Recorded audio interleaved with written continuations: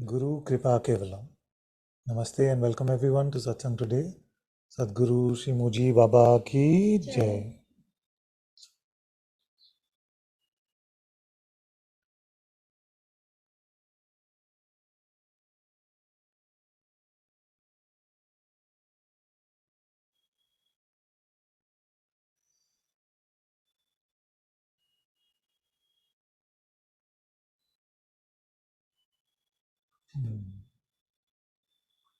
Okay, so before we get into the process of Atma Darshan and what I'm calling Atma Darshan Samadhi, anyone have a burning question that they've been waiting to ask?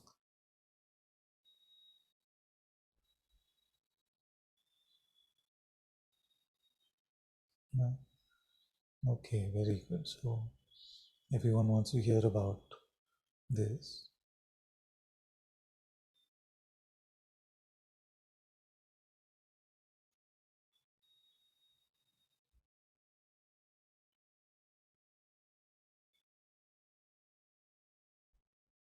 Repetition is actually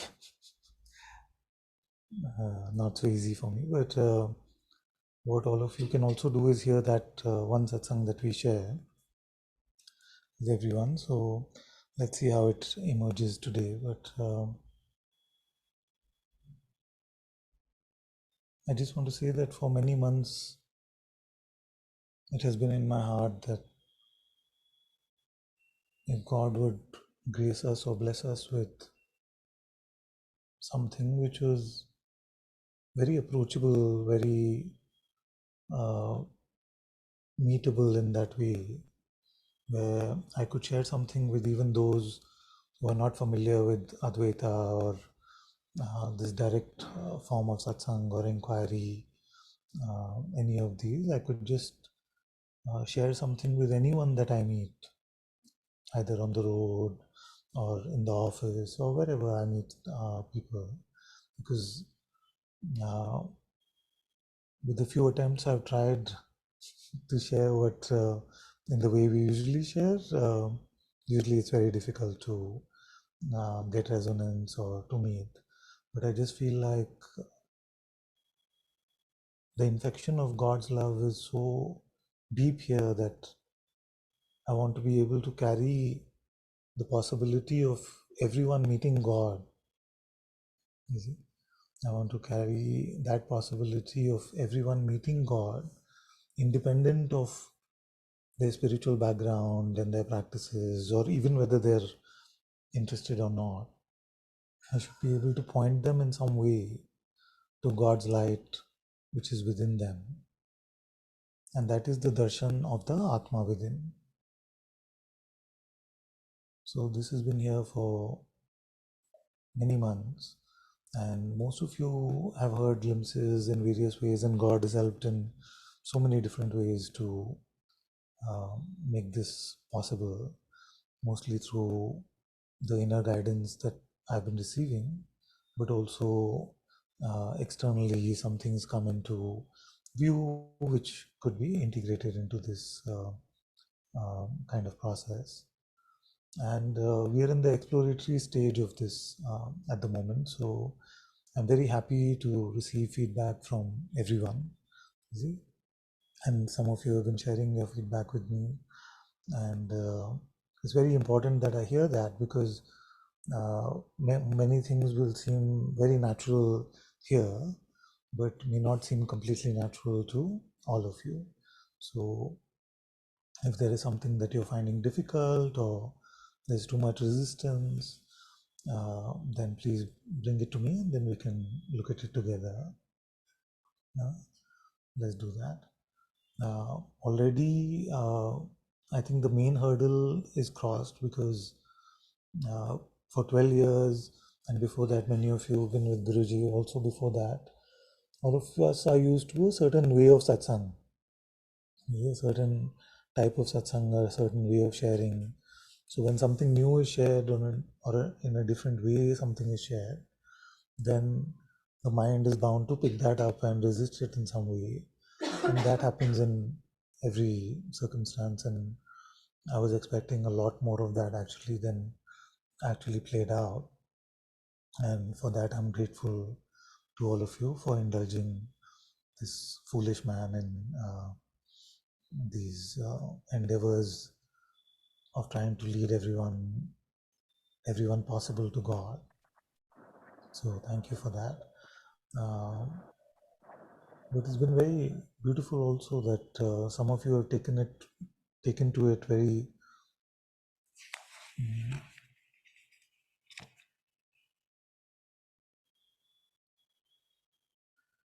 sound is a bit low. Okay, I wonder what it's going to be with the beard. Better now? Yes. Okay. Okay. All right. So thank you for pointing that out. So really the whole point of all of this, and that must always be remembered in some way, is to come to a true meeting with God's light. Come to God's presence in the most natural way. So the process or the steps that I'm going to outline are just meant to be very natural and very beautiful, and not meant to be at all obstructive or difficult.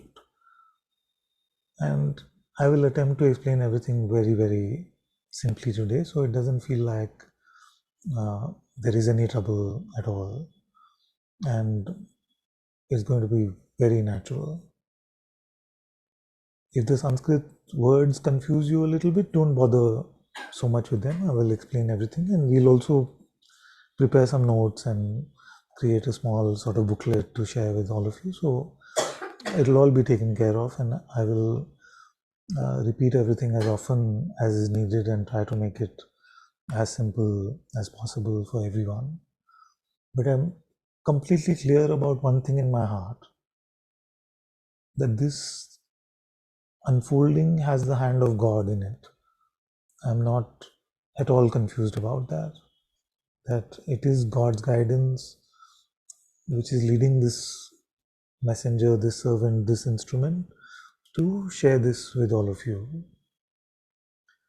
And I feel like it will bring a great depth to your spirituality. It will bring a lot of beauty to your spirituality, and your mind will not be able to attack you as easily. Your oscillations and all those things that we've spoken about for years will, it is my feeling and it is also my blessing that it will be help greatly in this process. So what are we really talking about? So we are saying the words that emerged for this are Atma Darshan Samadhi.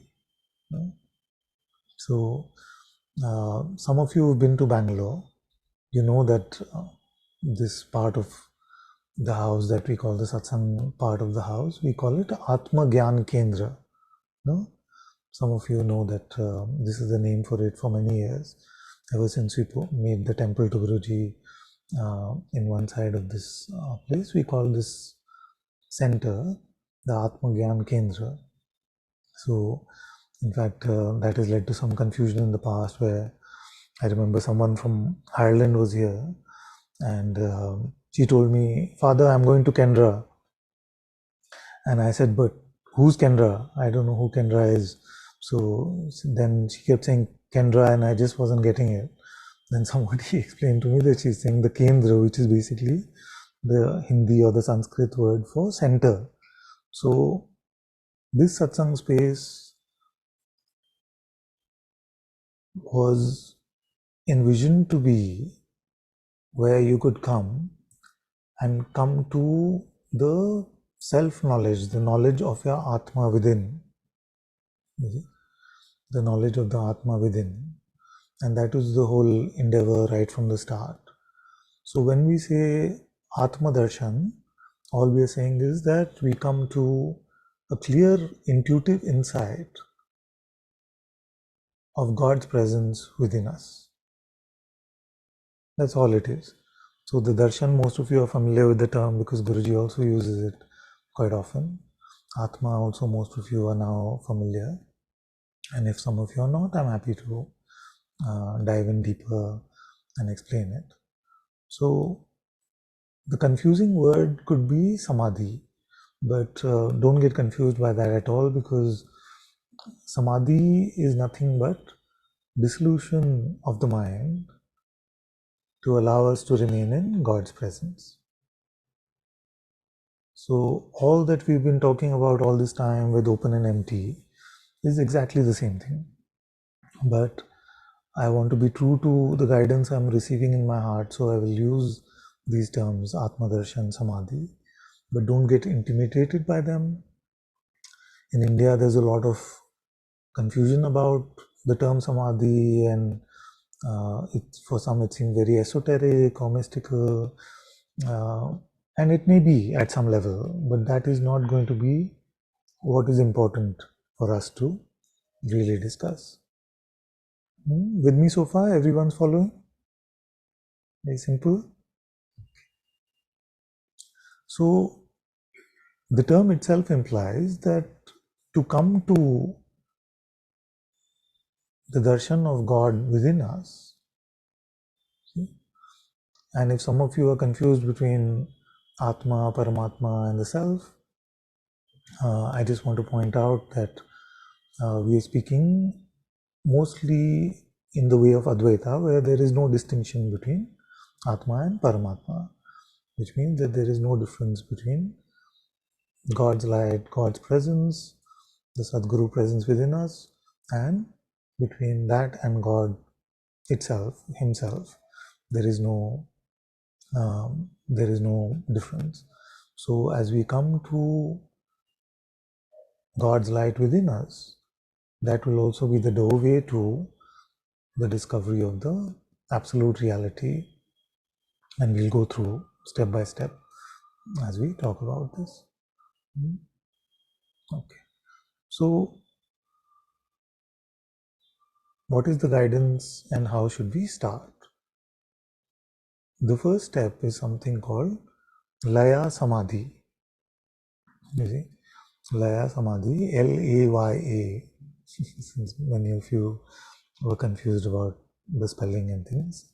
So Laya, and someone who understands Hindi can probably just type it out in the chat as well, so everyone is clear. So Laya is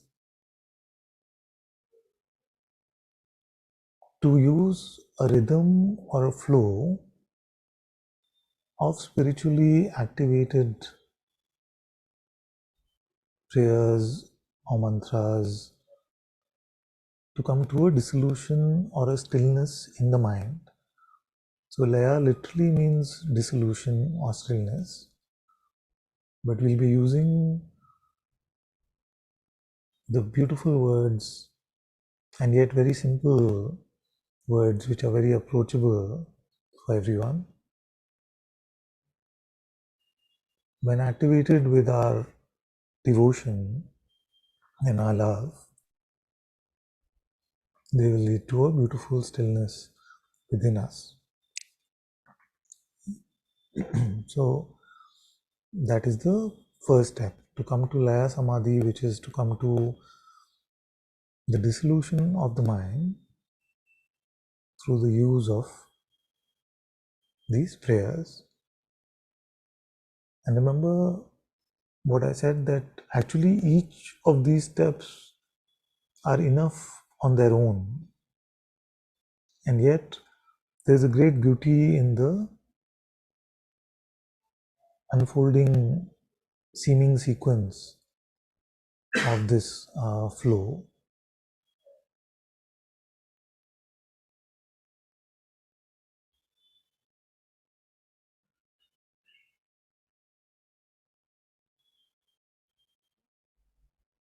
So what we will be doing is using beautiful prayers, and I've made some for all of you, and I will share a little bit more about the construct of the prayer. Some of the words may be resistive to some of you, they may be irritating to some of you, so I will explain some of it so the mind doesn't fight them that strongly. And we will also make use of our breath to make the mind empty, to make ourselves open and empty. So let me pick out a prayer from my notes.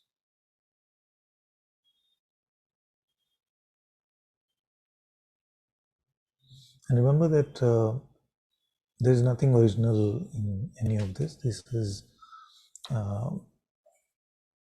as it was appearing here, I could recognize nuances and aspects of various forms of spirituality that I've been involved in for so many years. And in a way, it is a culmination of this spiritual project, this spiritual endeavor, in some sense.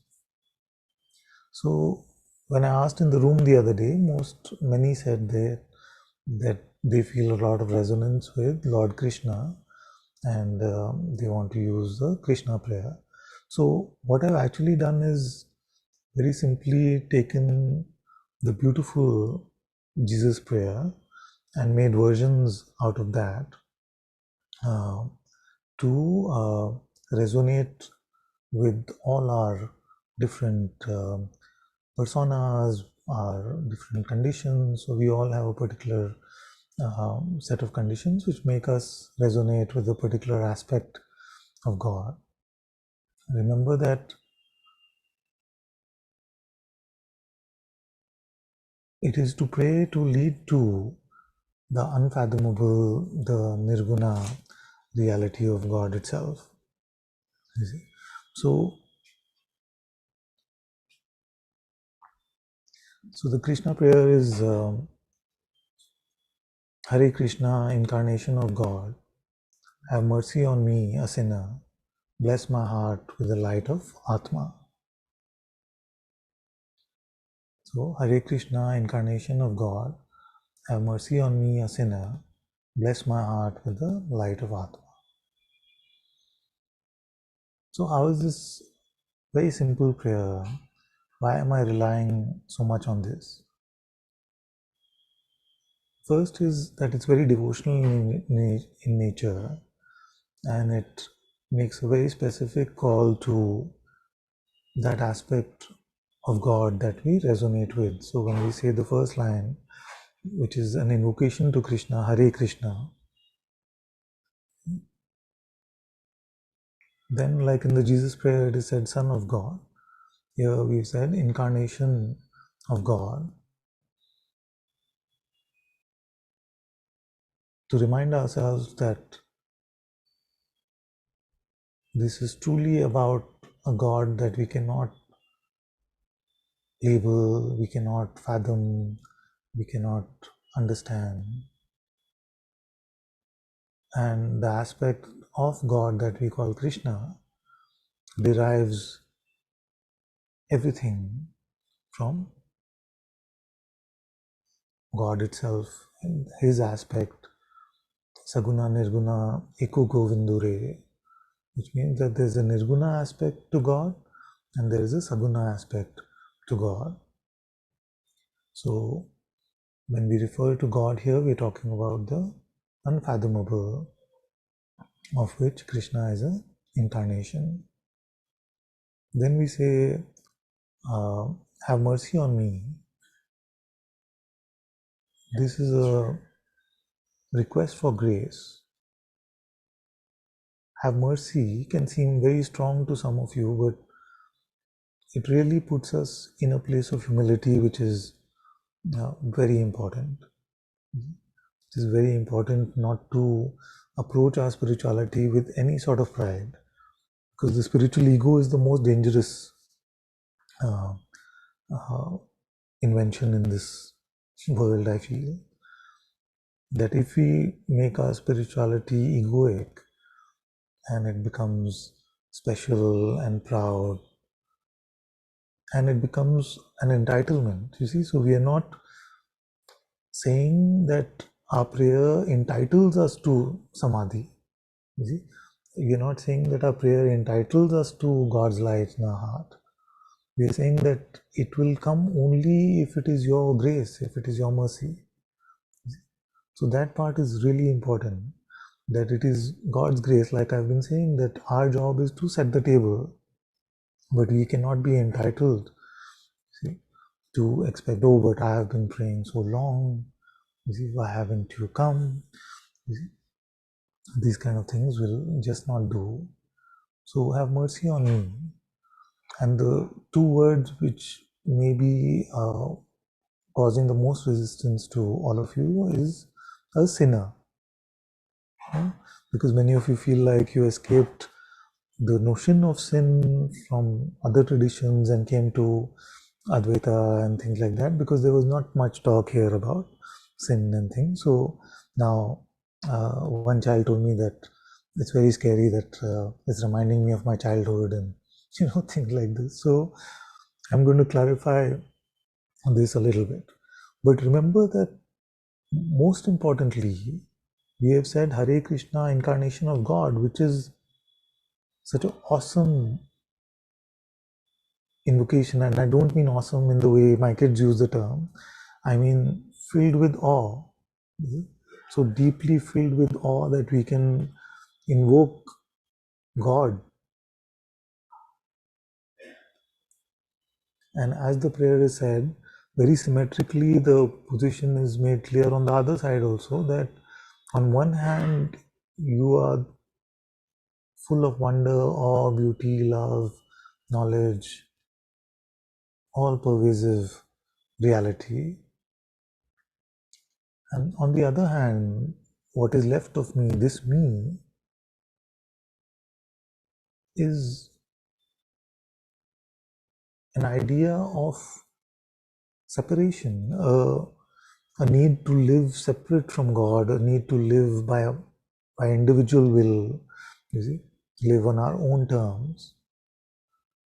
And the way I'm using the term sin, and we deeply contemplated whether we should continue using it, and I feel like it is fine, because fundamentally, even in the other traditions where this word is used, I explored the meaning of it, and fundamentally the sin is to live in reliance to our own terms, you see, our own reliance on our own will, our own knowledge of good and bad, you see, rather than to live in God's will and in God's light. You see? So, so that term, with this definition, that those that whatever is left of me likes to live on my own terms rather than living in your light, in your guidance, in your will. So this term then applies in that way to all of us. You see, and even the greatest sages are not exempt from this, because even the greatest sages have moments where they follow their mind for a moment or two. You see? So I feel like it's very important to keep us humble, to put us in ourselves in not a glorious position, but like a bowed down position of someone asking for mercy and needing God's light and grace. You see? Because the last part of the prayer, which is bless my heart with the light of Atma, which is the same as saying bless my heart with the light of spirit, or bless my heart with your noor. So whatever term we want to use, it is only possible for this discovery to happen by grace. Only through God's blessing, through God's grace can it happen. You see? Only God can make it happen. Even your master cannot do this for you. He can bless you and say, may this be true, may what was discovered here through my master's grace be also true for you, but the master, the guru, cannot impose upon God, to bless you with God's light, with the presence, with the light of Atma. You see, only God can direct it in this way. So that's another topic for another satsang probably. But so although God, Guru and Self are fundamentally the same, but in this play, the Guru can bless you, he can guide you, he can represent to Atma and the guidance from the heart very beautifully, but the Guru cannot force God to compel this darshan of the Atma within yourself. So we must all bow down and request God's grace for this to happen. You see. So this is the request at the end of it. Bless my heart with the light of spirit, or bless my heart with the light of Atma or Noor, whatever we want to call that. So in such a simple prayer, it takes 3-4 breaths to complete. Have you noticed the beauty and the simplicity and how wonderfully graceful it is? So I'm very touched by this prayer, and that's why I'm suggesting to all of you that we can make variations based on the aspects of consciousness that you most relate with, but let's not over innovate in terms of what is already something of so much beauty. Let's not try to quote unquote personalize it too much and make it too palatable for ourselves, and that the mind also enjoys it so much. We don't have to cater so much to the mind. So that would be my submission to all of you. And of course, what you do by yourself with your eyes closed is completely up to you. I cannot force that, but just my guidance would be to follow the simplicity of these words, because they've captured the essence of what a prayer should be. Okay, so maybe I'll run through all the prayers. We have quite a few now in a bit, so how would this work? So you would say,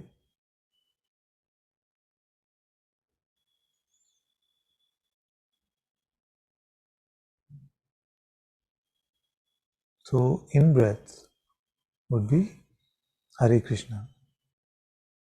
Out breath would be incarnation of God. Now one child asked very sweetly that, but when I'm breathing in, I can't speak. So what do you mean? So what I'm really sharing, because I am speaking actually, but it's just for you to do inwardly while the in-breath and out-breath are happening. So you would basically go,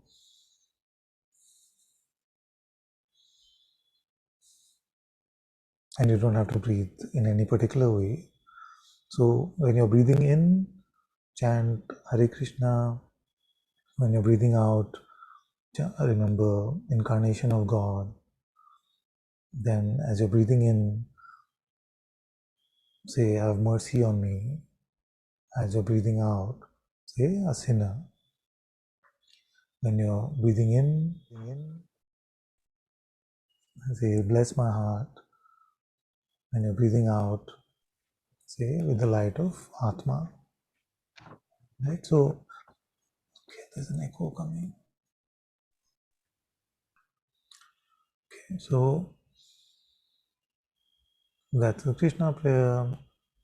If you were using, for example, the Jesus prayer, you would say, Lord Jesus Christ, while breathing in, Son of God, while breathing out, have mercy on me, while breathing in, a sinner, while breathing out, bless my heart, while breathing in, with the light of spirit, while breathing out.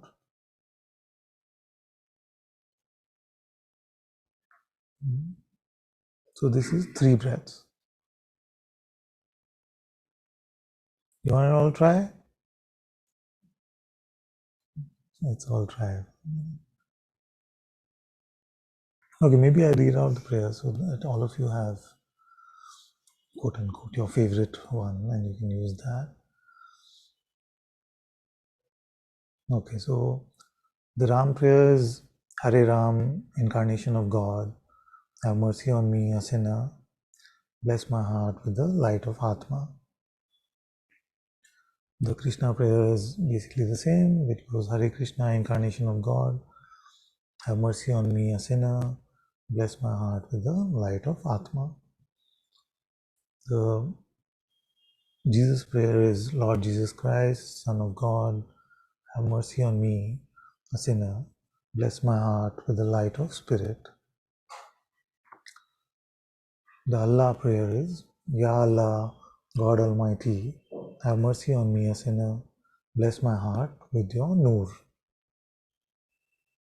N-O-O-R.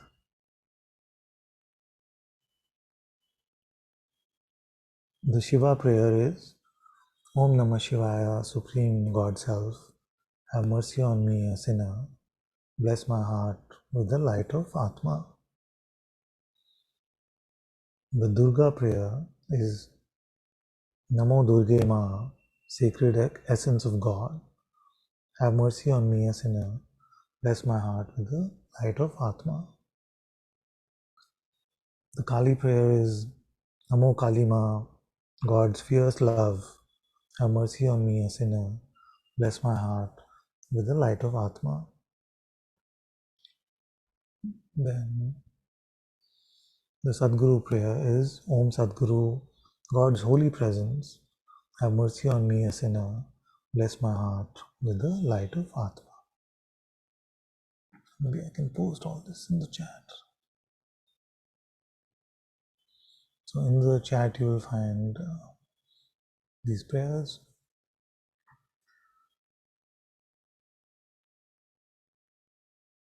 And just trust that they work. These prayers just work.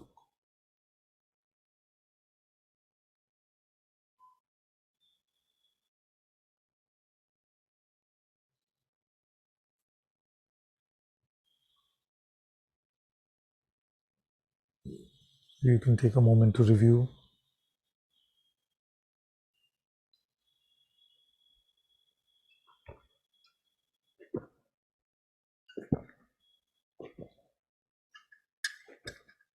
Oh,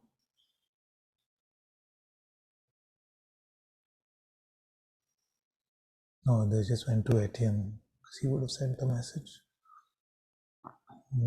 Everyone.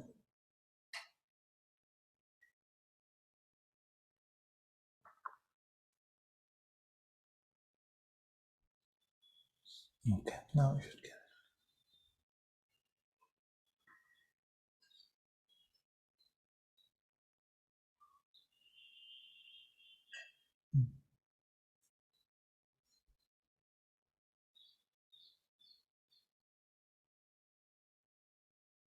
So you can try the 3 breaths. And when I say 3 breaths, it's in and out both. So one round of breath is a 1 breath. And then there's a 4th, which we'll come to in a moment. We will also, I was just going to say that, thank you, my dear. So we will also have Hindi versions of these prayers, Hindi, Kannada, Gujarati, whatever we need, Malayalam. So we'll create those. But just to start off with, just start with these and then those will come to you as well. Recording in progress.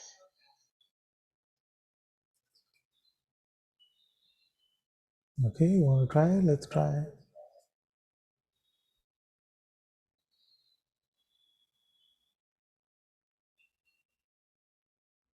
So breath 1,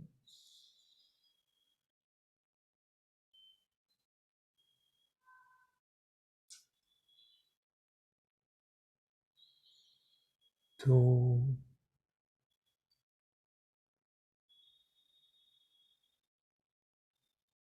and 3.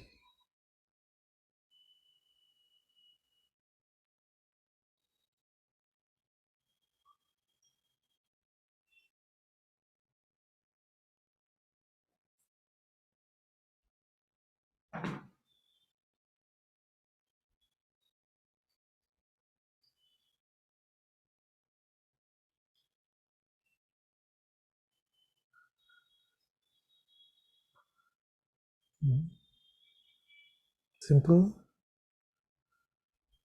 Also in the room you can tell me if there's any trouble.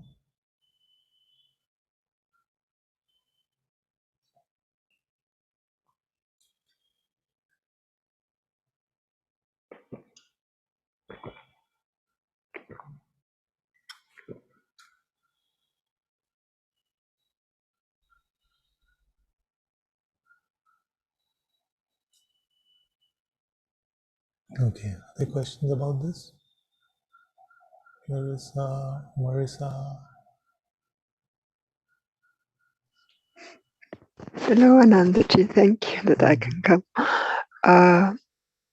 I did the Jesus prayer the last days, and it came a lot of resistance against you, and there was so much selfishness and pride coming up, and I could hardly feel you. Yes.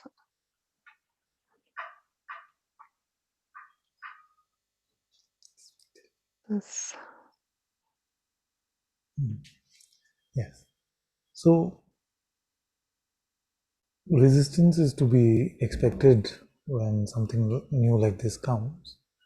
Some of you, I know that also are in this mindset that I know this stuff already. This is for the kids. I've been praying for 50 years, you see, before Ananta was born also. So, but I will just remind you that what has come from God's light and it has come in your field of view, the better approach to take is to trust and to follow. There is nobody in the Sangha, including this boy Ananta, who is free from completely following the mind. So don't get into any sort of pride.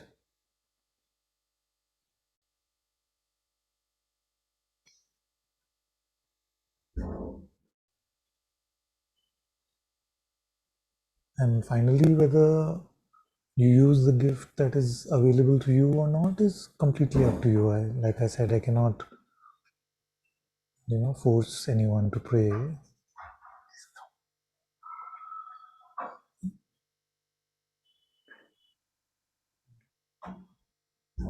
But this resistance is expected. And if there is a potential for resistance, what do you feel? Is it better that it comes out or does it fester inside? No, it's good that it comes out, but I'm also ashamed because it's coming so strong, and yeah, Don't be ashamed. Don't be ashamed at all, because the thoughts arising are the play of the mind, but to give them belief, to give them value is up to you. So all the tools that you've learned in Satsang, allow them to come and go. You remain open and empty.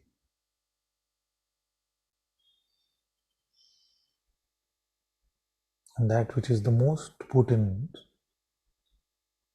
often is met with the most resistance. You see, not just from the mind, but sometimes it will look like the whole world is fighting you. I have experienced that as this started emerging from here, and I've started sharing this, It's like everything in my life which can go topsy-turvy and all over the place is trying to tempt me to focus on that and leave this sharing. But through God's grace, I'm here with you and I'm sharing this. So this is the way of the Leela. So the Leela is designed to pull you into this game more and more. The most resistance will come for that which is most potent.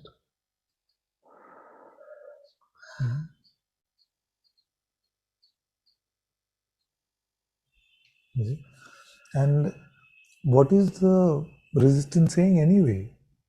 The resistance is the mind telling you that, oh, but this is too different. I don't need this. I'm already open and empty. I already am living with God. You see? And you're buying those ideas, you see, which is itself proving that none of that is true. You see? Because if it was true, then you would just hear all of this like music and not bother you, you'd be fine. You see, you're just open and empty naturally. But because I'm not saying just you, I'm saying all of us, resistance means that it is possible for us to still buy into our mind notions, you see, and those mind notions may be claiming that, oh, we're already so empty, which is a contradiction, you see. So don't fall for these simple tricks of the mind. Here some trust will really help. Some trust will really help. And if you feel that if my master is emphasizing so much on this, then it must be coming from God's light to be guiding all of you on this. So I can only propose and plead and provoke and do all of that. But to follow is completely up to you. I'm going to, given how this expression usually flows, I will try to make it as simple as possible for all of you to follow. But I also want to say that if I have so much faith in this, what is unfolding, that if I have to start sharing from scratch again with a completely new set of people, I'm completely happy to do that. I'm not saying that we will get there. I'm just saying that if it has to be that way, then God is guiding me to guide everyone in a certain way, and my existing Sangha, my children don't at all accept that, then I have to still follow God's guidance and do that.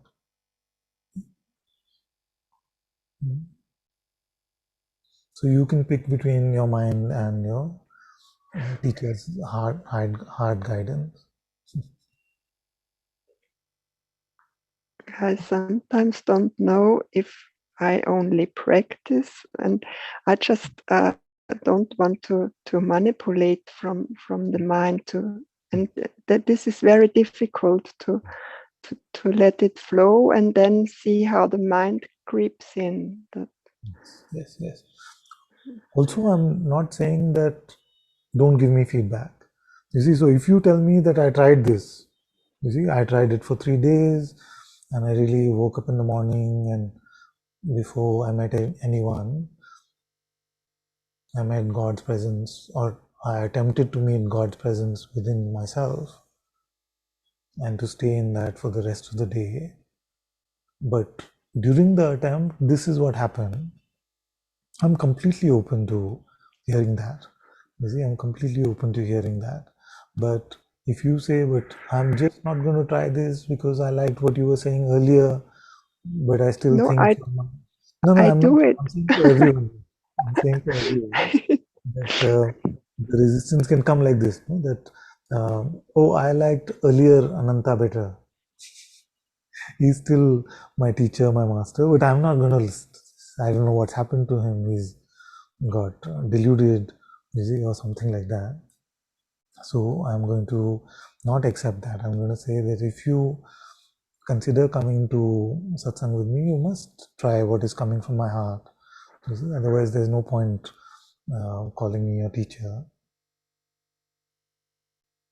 See? But after that, every obstacle, everything that you get stuck with, everything that you feel is confusing, I'm happy to help with that. See? But I'm not going to indulge in, I'm not at all going to do this. You see? If you try it, give it a week, 10 days, and you feel like, oh, it's useless. You see, it's all nonsense. There's no such thing as samadhi. You see, then I'm happy to talk about that, because that is feedback after tasting, after trying. You see? But let's not jump the gun too much.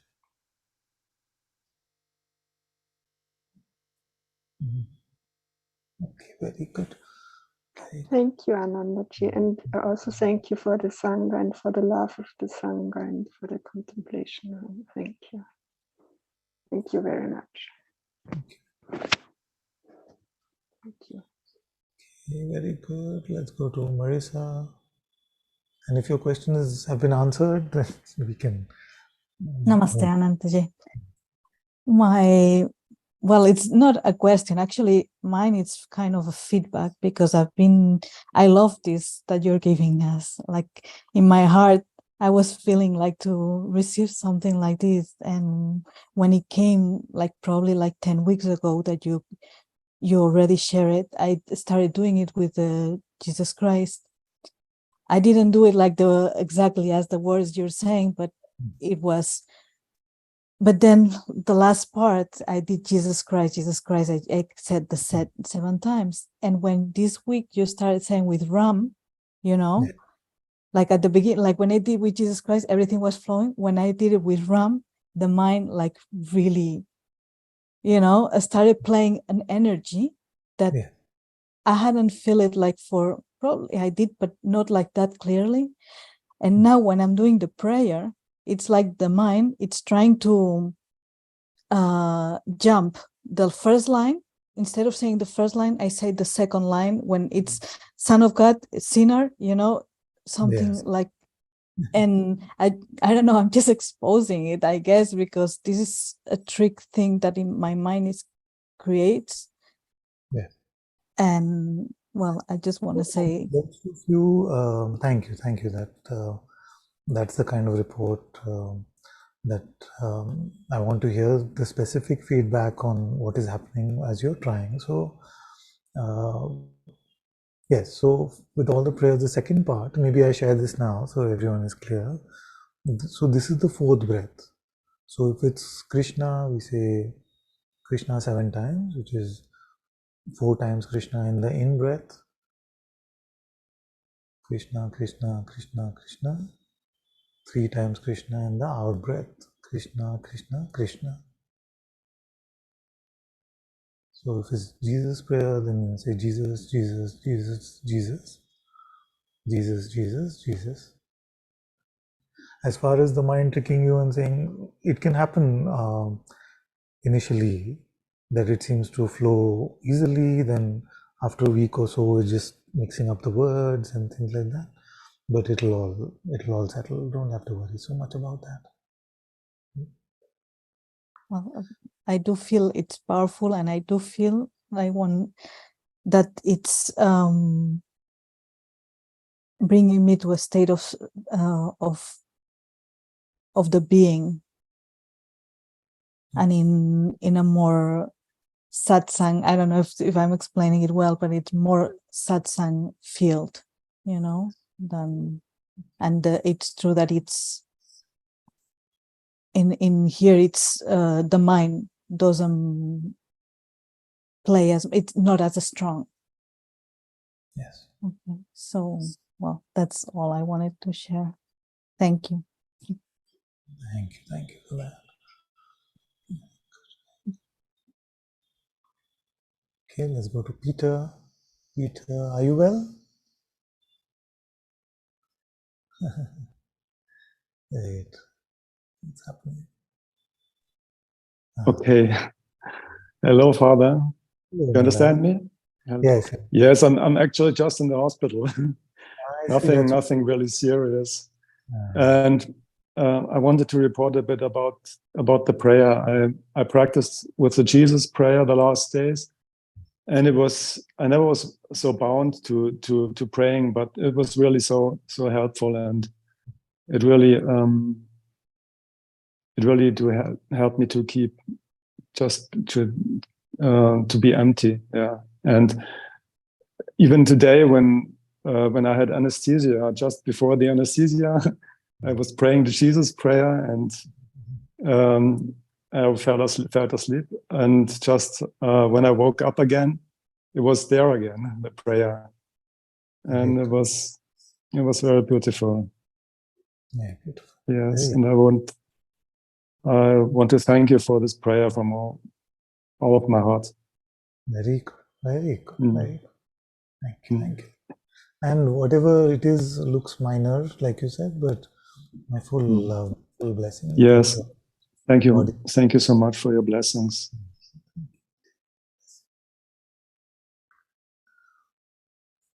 So before we go to the next report, I just want to say a little bit more, which is that as we settle into the rhythm of the prayer, the chanting, you will notice that your mind starts to dissolve. You're effortlessly in open and empty.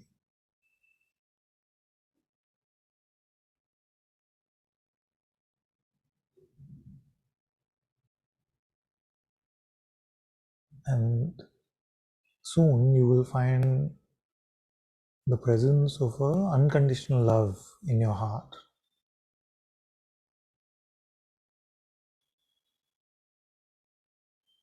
When that love for God is apparent, you can leave the words of the prayer and just stay with that love.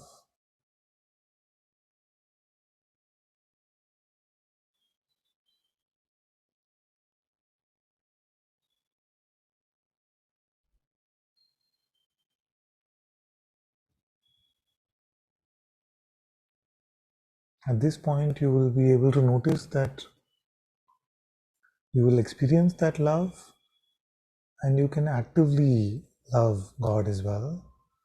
And I know that this part is causing some confusion for some of you, but we'll go really slowly, and as you taste these various aspects of this beautiful process, I can help you spot some of this and outline it more clearly for you. But your love for God, unconditional love for God, God for God's sake, will deepen in this, and you will remain in the no mind, anchored by this love. This is called Bhava Samadhi. Bhav is literally translated to emotion. Literally translated, it is emotion, but actually it is a love which is beyond emotion. So to be in the unborn, to be open and empty, to be in the no mind, anchored just by this love, is going from Laya Samadhi to Bhava Samadhi.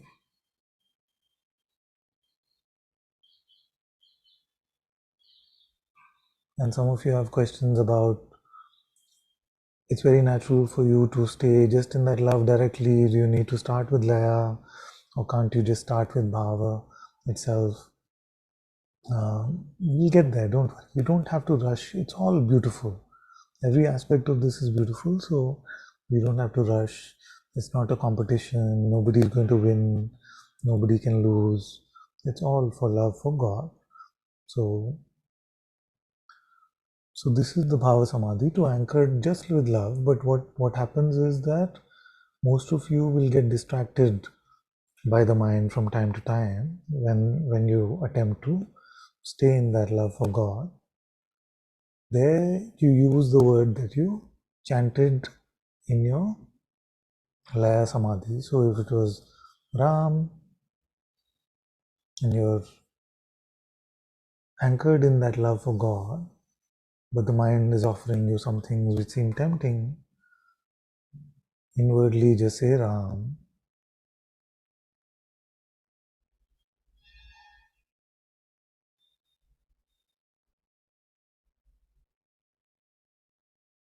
So then that becomes your,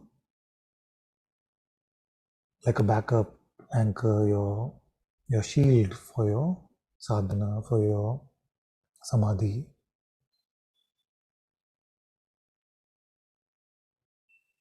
So if the distraction is really strong and just saying it once doesn't help, you can say it 7 times like you did earlier. And if it's really strong and you're not able to actually stay just in that love, presence of that love, just go back to the previous Laya Samadhi and repeat the prayer and the chanting. It's all very simple.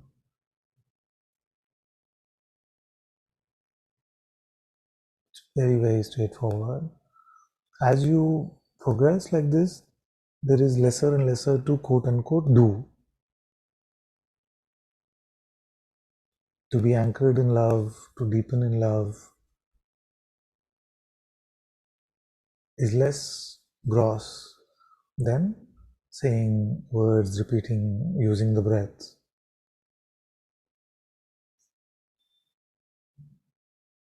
After this point, it's all up to grace. It's all up to the Sadguru presence. And what may happen is that you deepen in the love so much that you find your holy presence, your Atma within.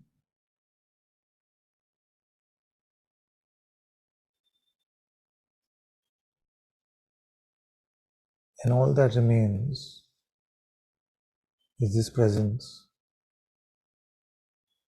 So there'll be various spectrum of reports that you may give. So some of you may report the presence is so palpable, there is no mind. And not just the primordial vibration of Atma's presence, but also the unlimited nature of God is palpable. And some of you will report that the perceptions of the world, they continue, the hearing of the world may continue, even sight, if your eyes are open, may continue, but nothing is holding on to anything. You cannot find a me there. Some of you will report that only presence remained, an unlimited being was intuitively apparent, but you will not find any world to report about.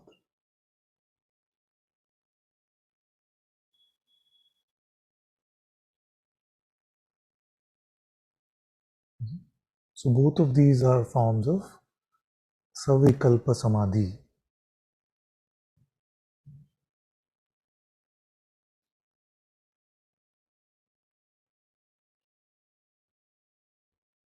For now, just look at it as a sort of a Saguna Samadhi, like a Samadhi with attributes. And don't worry about the word. See? What's important is that you're meeting God's light, your prayer is answered, and you're tasting the holy presence within yourself. See? So this becomes natural, and you may actually stay like this all day. All day. You can do your work, everything can happen, but there is no me. You will not be able to find a me that you're relying on, reporting on, because your mind is no longer activated, it is no longer getting any belief. See? So you live like a sage at this point. You just empty to any identity, and God's light is just so apparent that the flow of life may continue, but there is nowhere where any identification is landing or anybody that you're taking yourself to be. So then your life itself becomes a satsang. Your words itself become the words of satsang. Everything becomes natural, and you come to this Atma Darshan.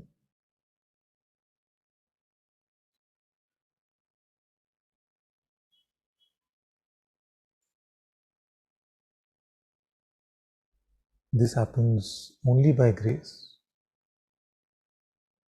But you have set the table for grace with your laya and with your bhava. Now, by grace, and may it happen for all of you, you may come to a point where the world vanishes, the body vanishes, even your being is not palpable. It's almost like you're asleep, but you're not asleep. So, the tiniest sliver of beingness may remain,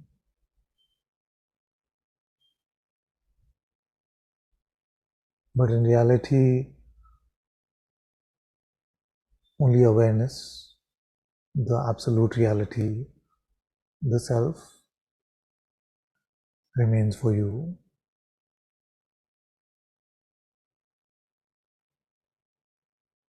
Externally, many things may happen to the body, but you are not bothered.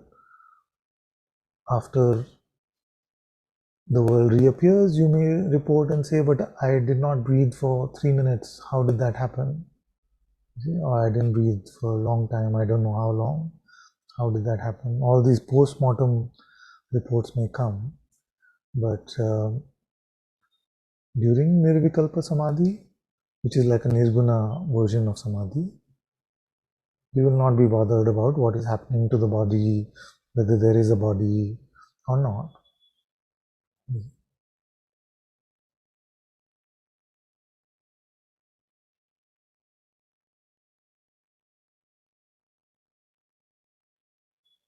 This is the highest possibility in the human condition, to come to the purest self-recognition,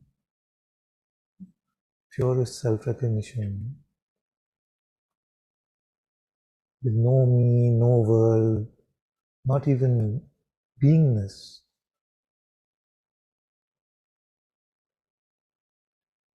You recognize that which is in sleep state, but you recognize that in waking state.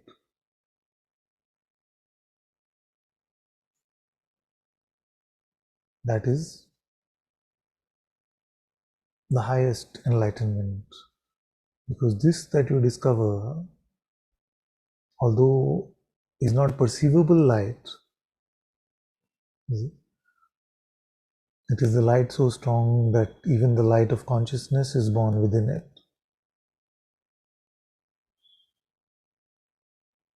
It's self-effulgent, but not to your perceptions. It is the only uncreated.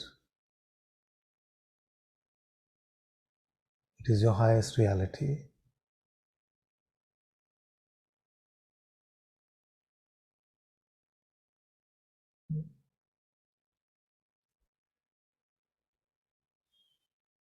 This is the highest unborn, the truest no mind, the truest open and empty.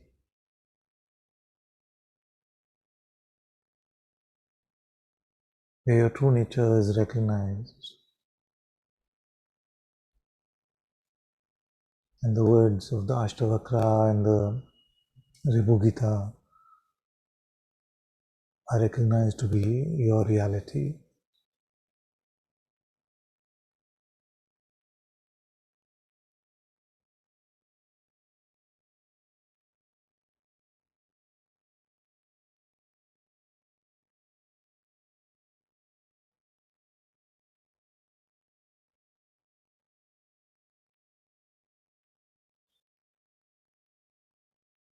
The possibility of this gift is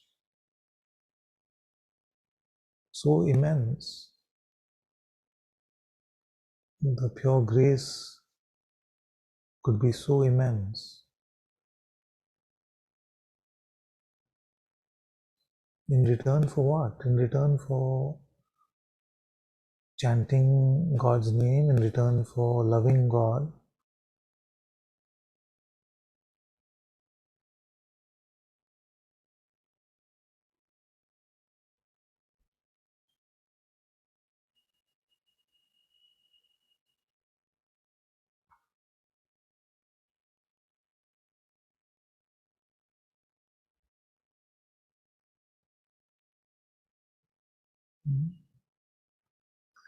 So that's the main part of this. If there are many of you who feel that your temperament, you really need to focus on the inquiry aspect of it, then I may create a variation of this to include the Atma Vichara Samadhi instead of Bhava Samadhi, which is more about self-inquiry instead of relying on the presence of love. But for the moment, I would strongly encourage all of you to try this. And if you genuinely come to a point where it's not just like a trivial resistance, but a true calling from the heart that you want to focus, use the inquiry more deeply in this process, we'll include that as well.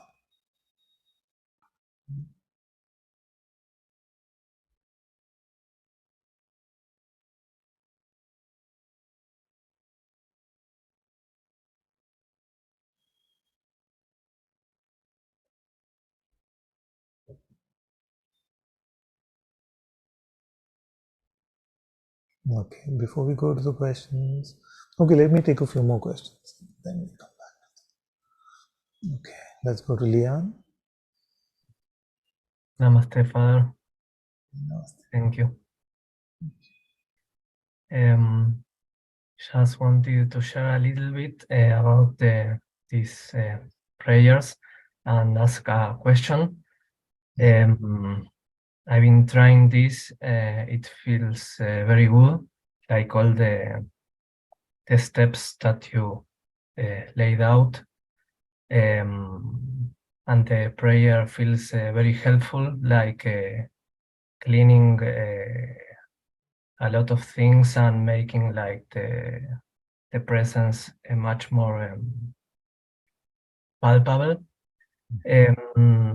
And just like the question that comes in this moment is if it's when praying, sometimes comes like the temptation, let's say, to ask God for guidance or for something else than only this prayer that it's so pure, maybe. And I just wanted to ask about this, if it's okay or if we should just focus on these words only. Yes. So what you could do is you could start, if you want to pray to God about something specific, and I've been saying recently that if you're going to worry about it, it's better that you pray about it. Because there's no point saying, I can't ask God for anything specific and all of that, and then spend half your time worrying about those specific things. So instead of spending time in worry, might as well take it to God and say, I know I need to be empty, but I'm really concerned about this particular thing, and I bring it to your, whichever way your prayer goes, you can speak from the heart, and you can start with that. I would say start with that, get all of that out of your system, and then embark on this. So maybe that's not a bad start. So you just empty yourself in that way with all your worries and concerns, and then go to the broader request for Atma Darshan, for God's light in your heart. That's not a bad way to start. It's completely fine. I see. Beautiful. And if I can ask, like, how to say, like, if you can share something about this, like being guided by the heart, like how to be guided, like, because I've been reflecting in all your words, and I see that, like, I don't want to keep trying to have like a God assisted life, you know, like I'm tired of trying to project my plans or my intentions, but sometimes I feel I really don't know how to function, maybe like in another way. Yes. I'll give you an example. My family planned a trip for us to go to the northern part of India for a few days. And initially I was saying I won't come. I was trying to make some excuses to get out of it. But then they said that, the place we are going to is very close to Neem Karoli Baba's ashram in Kenchi Dham, the main ashram. So the minute I heard that, I said, I'm in. I'm coming. I'm in. So I said like that. And then what happened is that a few days later, maybe just 1 or 2 days later, after I woke up, I received clear guidance from God in my heart saying, you cannot go to Kenchi Dham unless you fed 1,000 people. So, and I've never really focused so much on feeding and things like this. But when it came like this, I shared with some of the Sangha children and things. But what came clearly, the first option that came was Yogi Ram Sarat Kumar Ji's ashram in Tiruvannamalai. And we got in touch with Madevki over there, and she very sweetly called me, and we spoke, and she was so amazing in facilitating this whole process. She said that we feed about 500 people every day anyway, and you're most welcome to come and participate in that seva. So anyway, so long story short, we went there, and the most beautiful 3 days, 2 nights, 3 days in Tiruvannamalai. A lot of, maybe next satsang remind me, I'll share some stories of our Thiru visit. There's so much grace that just flowed throughout that visit, including that Kanappa temple visit that we had. Very, very beautiful. Because Guruji had taken us once to Kanappa temple. Anyway, I'm digressing. So Ma also asked me, what are you doing? What is this about the feeding thing? And I just told her that God guided me in the heart that this must be done. So this is an illustration of what kind of guidance you may receive from the heart. It could be the simplest thing, or it could be throw away your whole life and do something else. So we have to be open to whatever comes from our intuitive Sadguru presence. So how do we know it is from God and it is not from the mind? No? Yes. That is the crux of the question. So we know it is from God. The most foolproof way of knowing it's from God is when the me is absent and your true self is apparent to you. You see? That is the most foolproof way. But what happens for most of you in the Sangha will be that you will look for God's guidance, especially when there's a lot of me, right? So Yeah. this may be not that easy to follow, that if I could just become empty, then I don't probably need even God's guidance. You see? So you're saying that you can truly tell it is God's guidance when you're empty, but I need His guidance to become empty. So many times it may be like that. Yeah. So that's why I've said that, okay, so little more gross than that, but little less foolproof than that, because the mind will try to replicate that and say, this is that, you know. So, but when God's presence, when the presence of your being is palpable to you, like when I tell you, can you stop being, and you notice that your being is present and it's palpable, then the words that are emerging, and it'll seem like they're emerging from there, Yes. then you can trust them to be God's words, God's guidance, Sadhguru's guidance, Guruji's guidance, whichever way you want to refer to that. Yes. So that is the second way.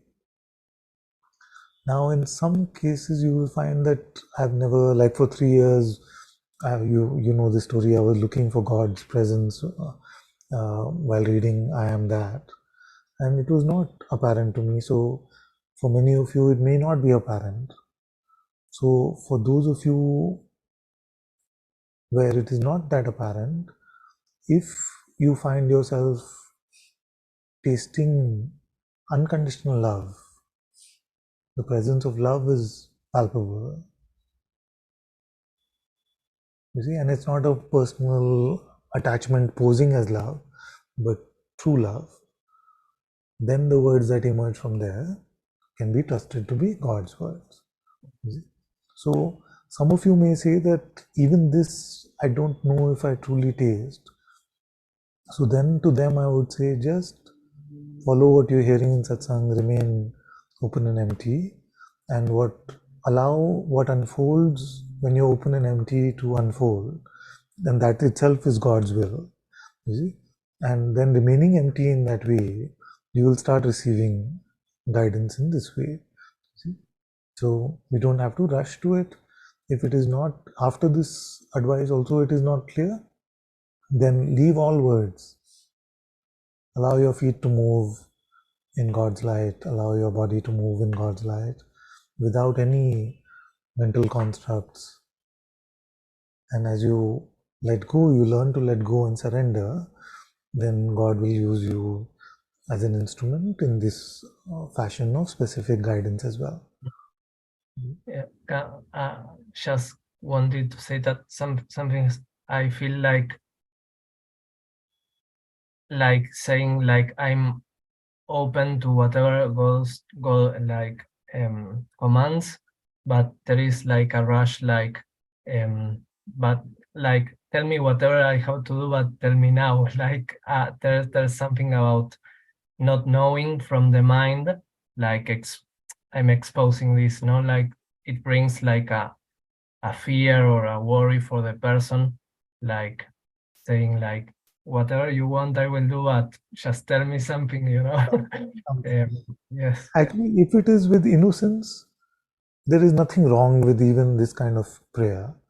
You see, as long as it is not coming from a sense of entitlement, you see, that you're almost forcing God. It's not coming from there, but it's coming from an innocence, like a child innocently can almost throw a tantrum with God in that way.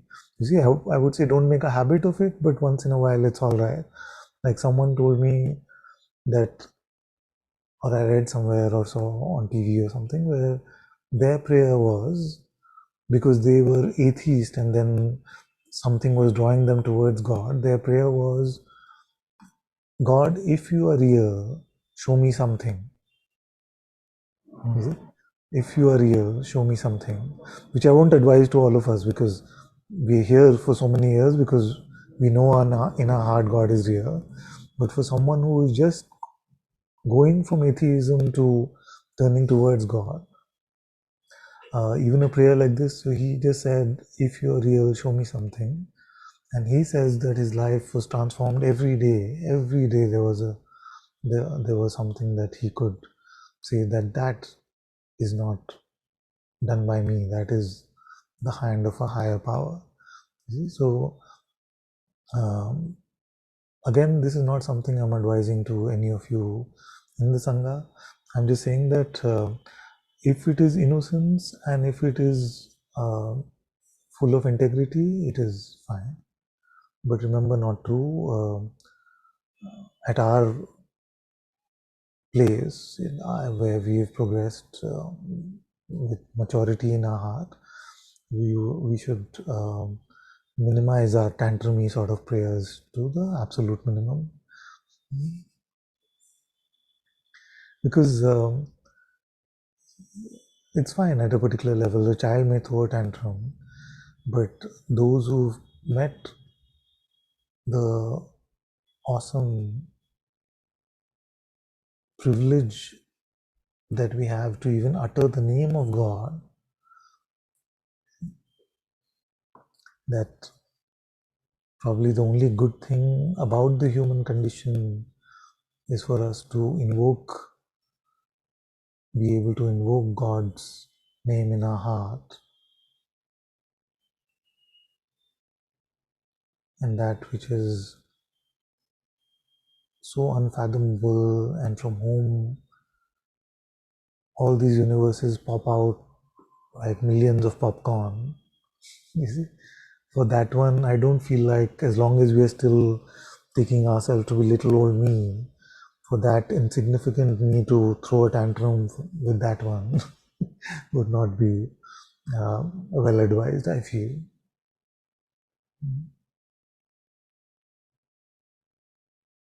Because it sort of overshadows our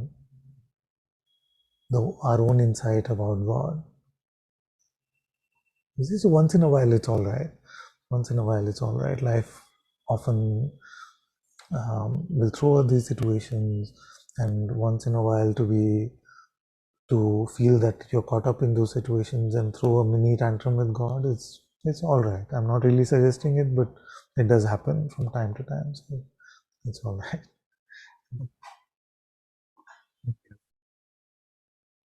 Thank you, Father. Thank you, my dear.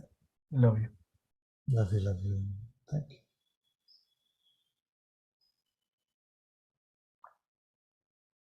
Okay. Okay, let's take one or two more and then we go back to. Okay, Georgie.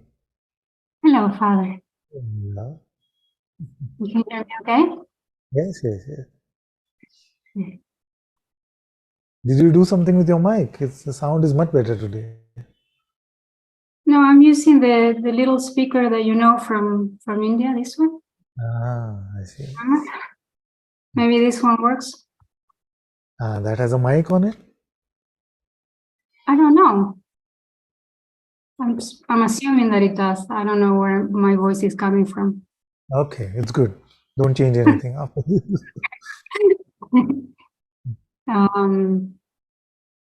Yeah. I just wanted to say thank you for this new guidance, and yeah.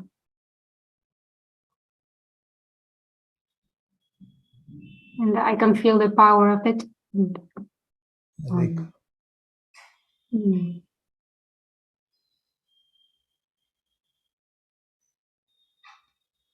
May I just say one thing before I forget, because I wanted to say that to Leanne as well, that right now it may seem like it is a lot of steps, but actually what is being asked of you is just prayerful breath for some time, and then just allowing the love of God to take us over. Those are the steps that we have to do. Okay. Everything else is grace. You see, actually, even between step 1 and 2 is grace. But I'm going to share more and more about what I've been calling an active love. But maybe I don't want to rush into that so much. But if you look at the steps, there are just prayerful breath. You see, and breathing we are doing anyway, so it's not a new task we have to do. And just tasting and actively loving God.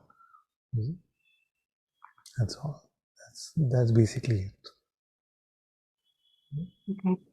I feel you're already answering my question by saying those words. Yeah.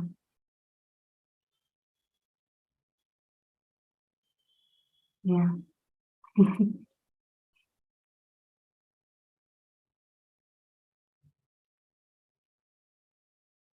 Yeah, I guess it's okay to share. Yes, please. Okay. So yesterday, as I was praying, and it's very powerful peace came, and mine was there, but not just like this, not like this, not grabbing anything, just going by, and at that moment it came the words that you had said. You talked about so many types of samadhi, and this is why I'm saying that you just answered the question. I feel because, of course, this mind as it is, it kind of wanted to qualify to say where it was. Yeah. So what came was, okay, but this is peace. Sorry? No, I'm happy to hear some report on that. It's fine. It's fine. You can tell. Okay. So what came at that moment was, this is peace, and Father says peace is a state. So a kind of inquiry came. So who am I? Because I suppose I wanted to use your words to make sure that I was nothing. Yeah. And I think that may be a trick or not. I'm not sure. But I like what you said about just anchoring in love and not needing necessarily to go back to inquiry. I like that. So I want to follow your guidance. Yes. So You feel after a week or two also that you really feel that you will be helped if you included the inquiry in this process. Then I will guide you about that as well, as to how to do it. And I feel it would be easier not to include the inquiry. I feel it would be easier that way. And so I guess, is it better to just forget about all of these types of samadhis when we are praying, and after we're praying? We don't have to think of those things. You don't have check to check where we are. No, you don't have to. Just intuitively you will know. You see? Just intuitively you will know that your mind has gone quiet, because how do you know that the mind is quiet? You can't know from the mind. You see? And yet you know, isn't it? Yet you know.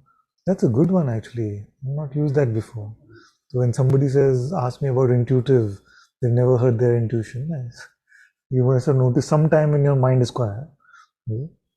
Then your mind is not telling you that, but you know. See, so knowledge is possible intuitively. Thank you for that.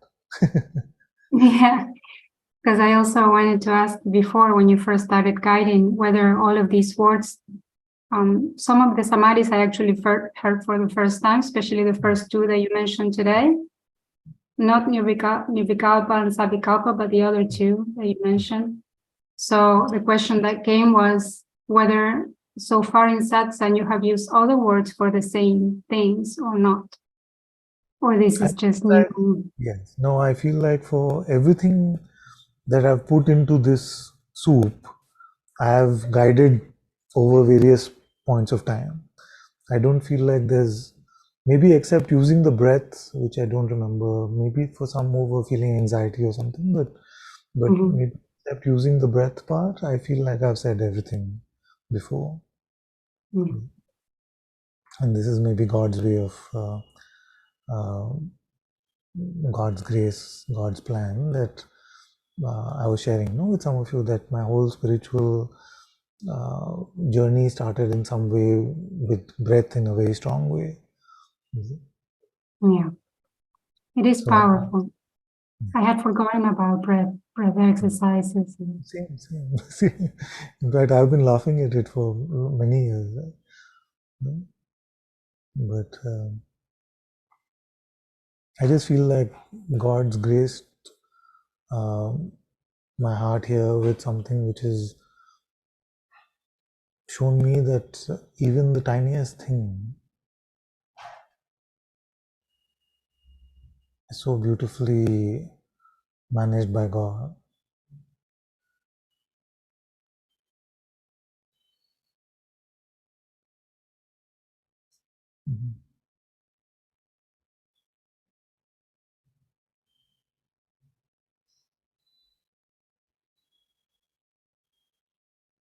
Yeah, and I thank God for this devotion, because these words will not be accepted from someone else but you. And Yes. this makes the guidance so powerful. Yes.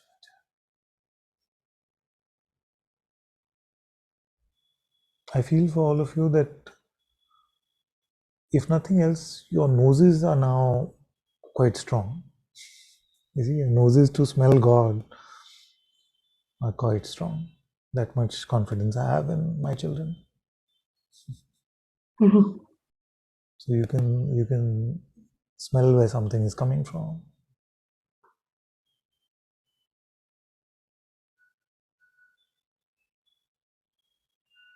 I also liked what you said the other day about just begin every day like we are beginners.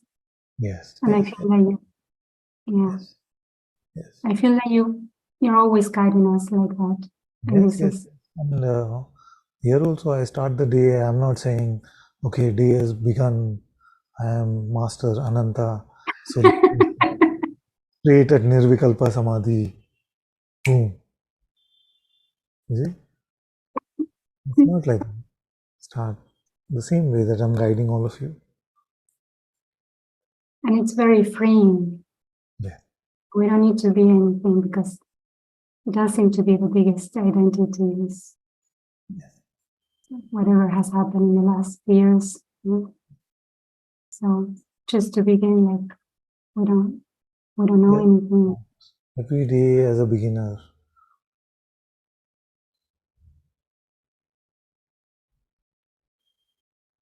And you know what's happening here is that every day, whatever is left of this Ananta is realizing that it doesn't know anything at all.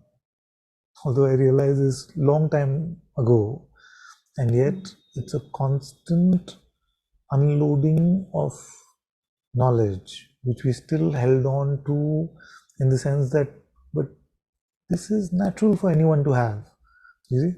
And then every day you realize that no, this is also conceptual, leave it, you see. And the more time passes, it's almost like Benjamin Button in some way, like aging in reverse, although the body is aging But rapidly. happier, Huh?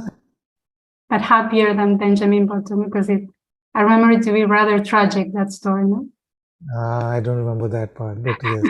I think But so. I don't I just remember the main premise was this, know. Yeah. this reverse aging. So yeah, I just feel like that oh, this is also gone. This is also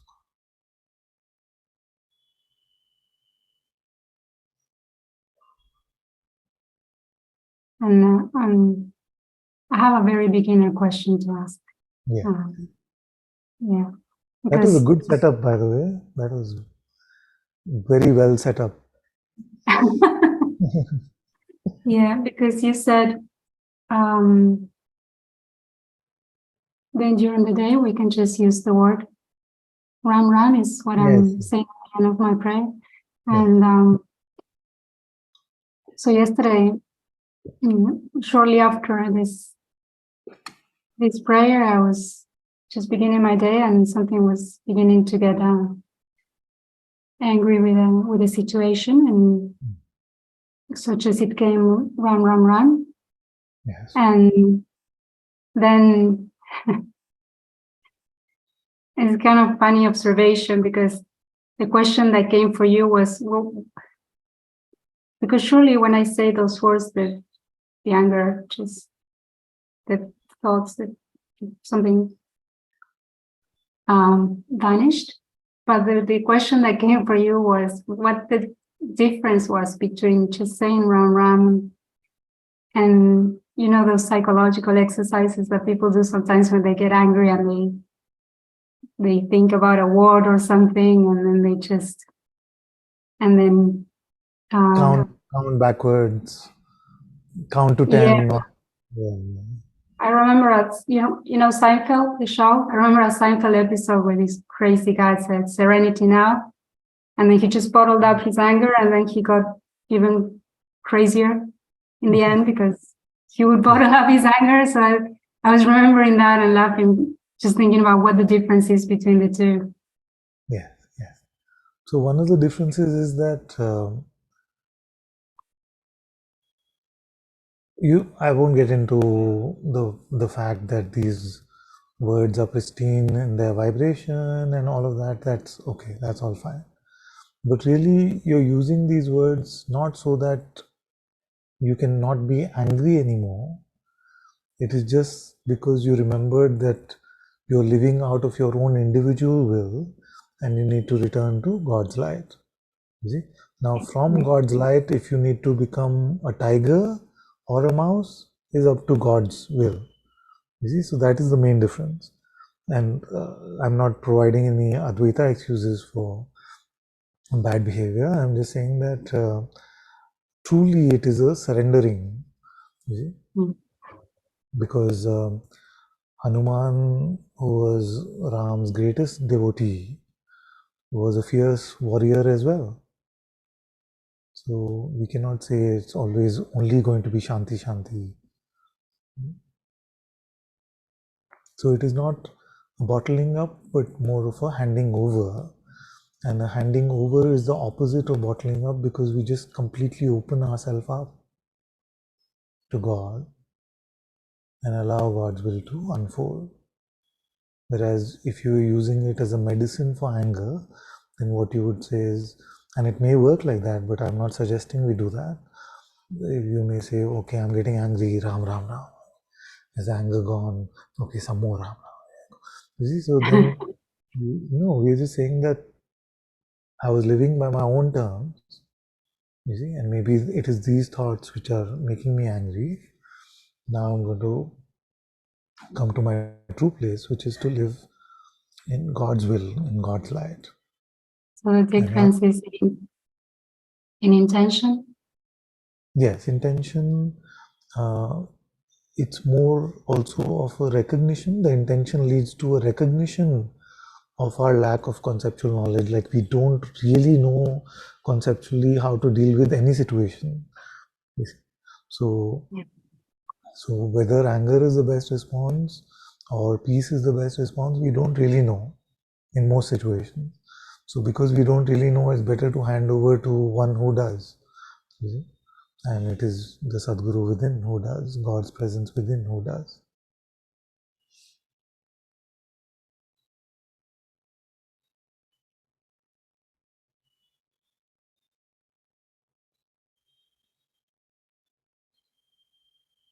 Yes, because something got suspicious after just things vanishing so quickly, and this is not necessary. In this process, a lot of things are going to happen. They're going to unfold. Some of them will be very sweet. Some of them maybe will try to scare us away. Some of them will sound absurd or miraculous to the mind. Some of the things we will not be able to fathom also. In all of this, that's why I said, and it's very important for me to repeat, is that remember not to get attached to any benefits or spiritual experiences or any of the byproducts. Just keep your eyes straight on God. That's all.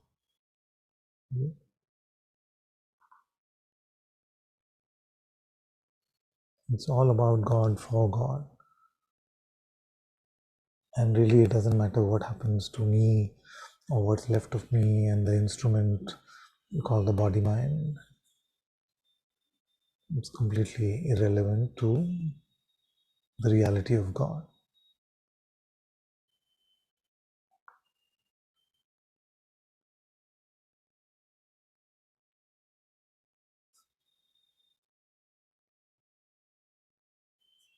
As I was saying, I don't know whether all of you heard that if after doing all of this, I hear reports about astral travel and Akashic records and karmic koshas and hearing different beings talk to us, all of this stuff, chop, chop, chop.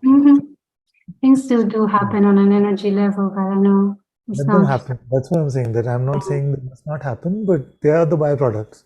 Keep your eyes on God alone. Yeah. Keep your eyes on God alone. And otherwise, those could end up becoming distractions for many lifetimes.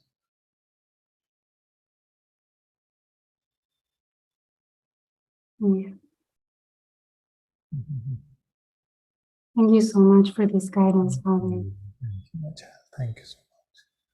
For Very everything, for being an example too, and just for everything you do. Yes. Yes.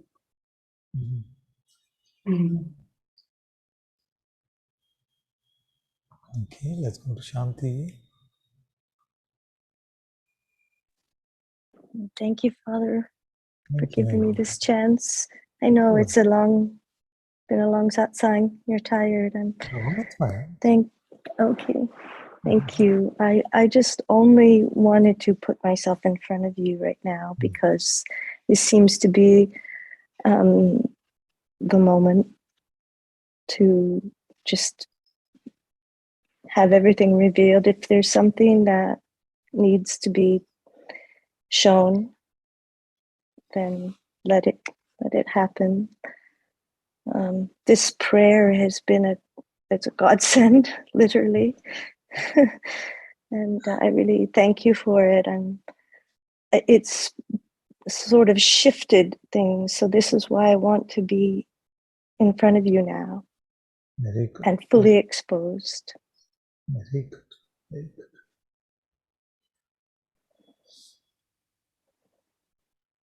And to also, I guess, renew my vows. It's what just to say that you are my Father. The Sadguru is present in you, and I trust that Very good. Very good. with all my heart. And this particular prayer, it's very strong, and because of the history and my upbringing and all of that, it reunites that and reignites that love of God that was always there. Thank you. Thank you so so much. Nice to hear you. So nice. Very good. Very good. But I know that there still remains like so much that I don't want to name it or, present any humility, false humility about it. But there is a lot that remains that prevents not progress, but prevents this total opening from happening. And it's with your grace and your guidance that I pray this will thin away, as you say. Very good, very good, very good. Yes, just be empty of self-concern. Just keep your eyes on God and leave the rest to be His business. Don't keep your eyes on God so that something, because He knows that so that something better than we could ever know. So just that helps us to remain empty. Because what can happen, and you heard about this for at least 10 years probably, that the checker guy can come in and say, okay, now how open am I really? This kind of, and the tracking itself can become oppressive in that way. So just God, God, God. What's happening to you? God, God, God. Are you doing well? God, God. Ram, Ram, Ram. And Etienne had posted, or he wrote another word for Jesus, because when I say the prayer at the end, I chose to use the word that he suggested. Actually, it's Yeshua or Yeshu, because otherwise Jesus, Jesus, Jesus. I often swear, and that's what I use sometimes, and so it doesn't come through quite so well. Yes, thank you for pointing it out actually, because Yeshua, beautiful, Yeshu. completely, but also that I used to laugh at people, that I used to feel like there's some old school. When I was an atheist, like when I was a youngster, I would laugh at people who would say things like, don't use God's name in vain. See? And these days in pop culture and things like that, I cringe many times these days. Maybe I've just become old, where I hear Jesus or Christ or God being used in such a silly way. So sometimes I just tell my children, you should never do that. You should never do that. And it's so funny that I've become that old guy saying, don't use God's name in vain.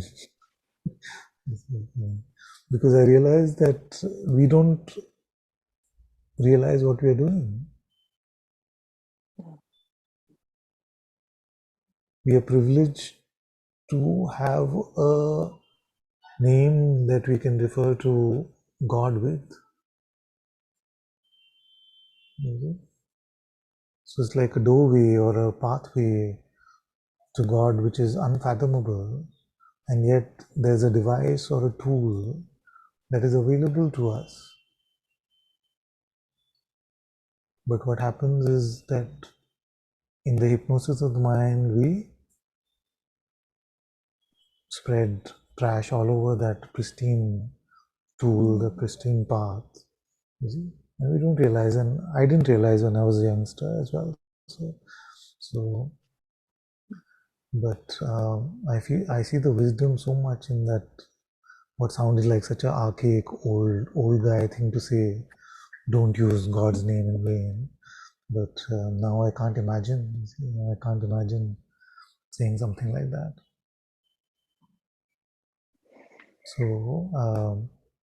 So the advice is that yes, you can use Yeshu and Yeshua, but also don't swear with God's name. Thank you. I every time now, since this prayer, every time I do that now, I'm like, oh my God, I'm sorry. I'm just like so immediately regretful of it, like, but not so much, not like, it's just a habit. It's not, there's nothing in it really, but and as long as at the same time, it's more than enough. Yeah, that's it. No, I'm not beating myself up or anything. So, thank you, Father, so much. Thank you. I love Thank you. Love you. Love you. Very I good. love the Sangha too. The Sangha is very strong, and as much as I'm not engaging so much, but it's felt. It's felt so strongly. Thank you. Thank you. Thank you. Okay, one very good question has come in the chat. Let me take that first. So one says, I don't understand why we use a different name and not just the word God in the prayer. Is that ignorance or arrogance? No, no, it's a very good question. I'm happy to answer all these questions. What usually happens is that when we're trying to create a bond, a strong presence of love, as humans, we find it very difficult to do that, you see, without any attributes. If you just say God, and God really is unfathomable and without any qualities that our mind can understand. And that is important to retain that word as that, I feel, to retain the word God to signify that which is unmanifest, nirguna, unfathomable, the absolute reality. So then if I've taken this example often, and I first heard it from one of my first teachers. They said that if I said to you, I know someone who can be your best friend. I know someone who can be your best friend. What are you going to say? You say, okay, very good. How can I meet them? No, no, you can't meet them. Okay, but then can I see a photo? No, you can't see a photo. No, can I speak to them on the phone? No, you can't speak to them on the phone. Can I send them chat messages or WhatsApp? No, you can't. You see? You say, thank you so much, but I don't need a best friend like that. You see? So the initial step for most of us is to be able to relate to God. And most of us find it very difficult to relate to God without an attribute that we can relate to. So even those who say that they believe in Nirguna God will say, but this God is very loving, so I can relate to the love. This God is very caring, maybe they'll say is full of grace, full of joy. So they find ways to relate to that, but actually God is beyond all of these things. See, these things are just things that in the human condition we superimpose on that which we cannot understand at all. You see? So in the same way, in India especially, based on our temperament, based on our conditioning, it is so democratic that whatever your conditioning may be, I'm sure there's a God for you. And that doesn't mean that that is a separate God. It just means that it is an aspect of God which is true, like all these rivers flow into the same ocean. It is an aspect of God that you can relate to. So you can say Ram, Krishna, they were aspects, and we are so blessed that they came upon this world and lived here among humanity. See, Jesus. So most of us find it easier because you find it easier to build a relationship with some aspect. You cannot build a relationship with all there is because you can't even imagine, you can't fathom all there is. So what I've done is, except in if there are religions where it is considered sacrilege or blasphemous, you see, to pray to a form, to pray to an aspect of God. So for example, in Islam, it is sacrilege. So in the prayer to Allah, I made it directly with Allah because there is no desire here to shake up anybody's faith in God or their religion within the context of where you feel comfortable, where you feel like you can relate the most. I want to provide you tools within that. So right now, except the prayer to Allah, I've created prayers with aspects. Now there are some other requests also. Somebody said, can we do something with Om, which is a very primordial sort of prayer, so I may create something for that. I saw on the chat somebody saying, can we make some prayer to Hanumanji? So we'll make some prayer to Hanumanji as well. So I'm going to provide every tool that is helpful to all of you, so that you can come to a true meeting with God within your heart. I hope that answered the question in some way.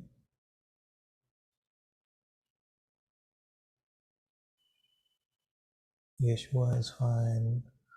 To end with Arunachalam is fine. It's completely fine.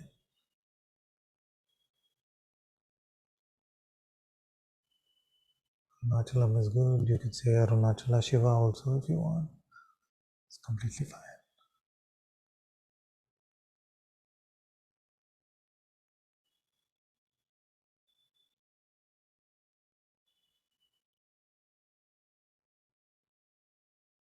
How often do we repeat the prayer each time? As often as needed, before either we come to a complete open and empty, or we find the anchor of unconditional love in our heart to stay in Bhava Samadhi. That's what I meant, that although each of them, each stage can be independent, and to bring us to the unborn, to the no mind may be enough. And yet, there's a beautiful sequence which is possible as well. So, I'm not setting a rule or a guideline. I feel like I feel to say at least 10 times you can repeat the prayer. After that, something just takes a life of its own. But there are nuances and subtleties that we will discuss as we go along. So that if you repeat 10 times, that's what, 40 breaths. That's not too long. It's fine. Mm-hmm. Mm-hmm. Someone is asking for my number. You can write to Jyotima or to any of the Sangha members, and then, and also if you're in Satsang regularly, you may be on the WhatsApp groups where my number is openly available. It may not be a good idea for the recording for me to say it or to put it in the chat.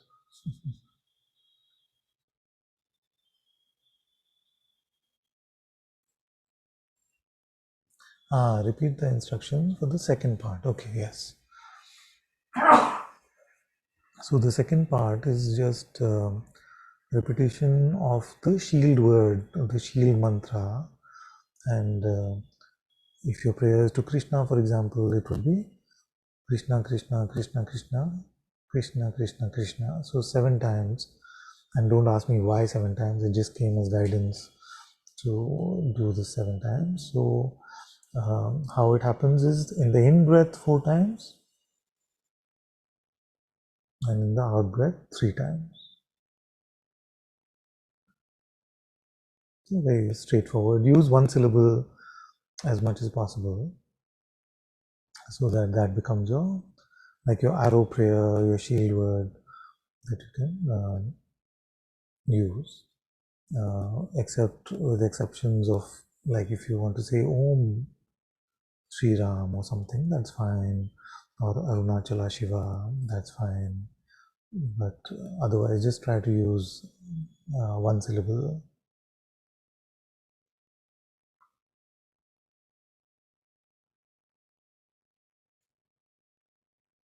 Thank you. One report is doing the prayer not only makes pride apparent, but also burns it. Very good. It also creates an emptiness and ability to witness easier. There's also a subtle vibration that accompanies it, a pulse or vibration in the body. Very good. Very good. Anantaji, I don't know which prayer to use. It's all the same one. Yes, For me, it does not matter so much. Is it okay to issue the Shiva prayer? Yes. I will follow anyone that you advise to follow and stay with that.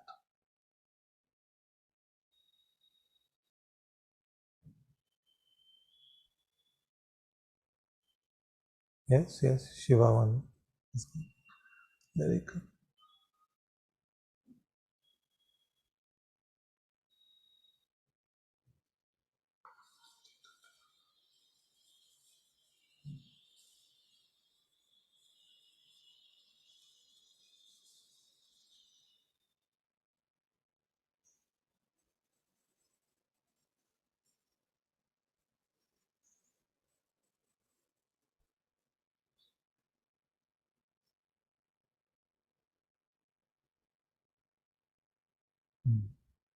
Okay. It's a very sweet question, this one, and I know that many in the world are bothered with this. So let me give my beginner's perspective on this part of it. So the question is, there's still so much grief about the crucifixion of Jesus, and something blocks feeling love in my heart for God. Okay, very nice.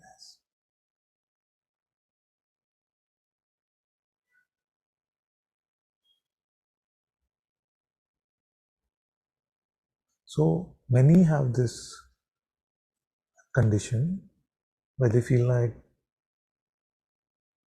it's impossible to follow a God which would allow the crucifixion of beautiful Jesus.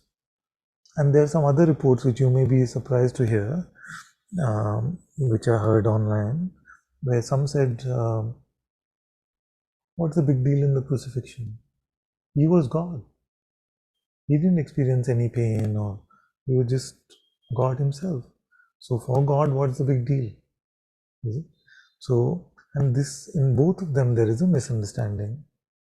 And correct me if I'm wrong. Again, this is my beginner's understanding of this.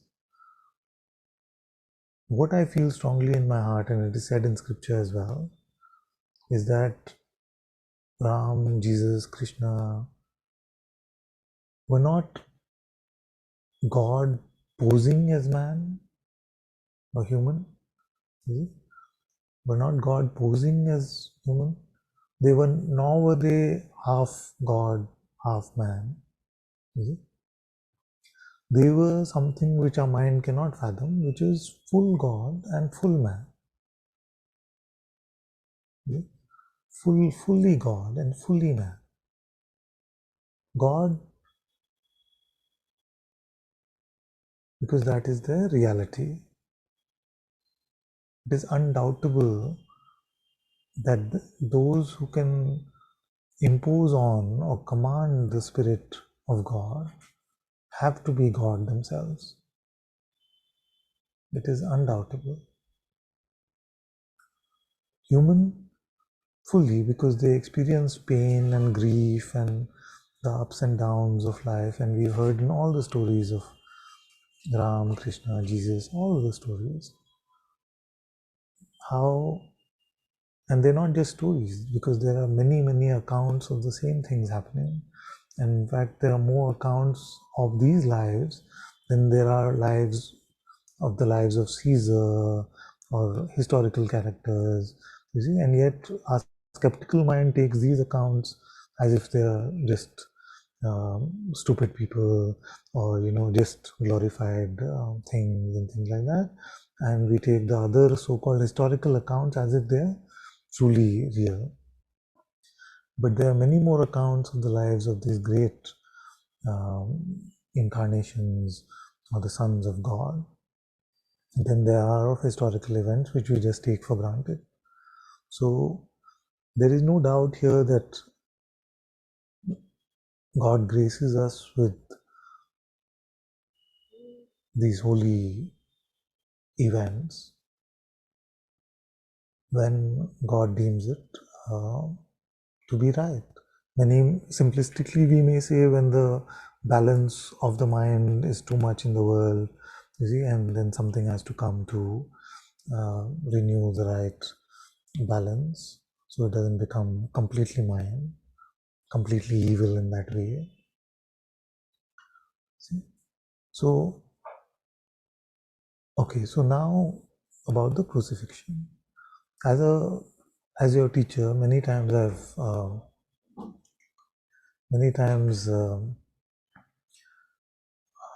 I've said that if it is God's will, may your afflictions be mine. And I'm just your mere teacher, your mere nobody. And yet this feeling is there so strongly in my heart that if it is auspicious, may all that afflicts you as my children be mine. So imagine God Himself coming. If this little old teacher has this feeling so strongly in their heart, imagine God Himself coming as full God and full man. Would they not have this feeling too? Would they not have this feeling that whatever afflictions humanity has to undergo, let them be mine?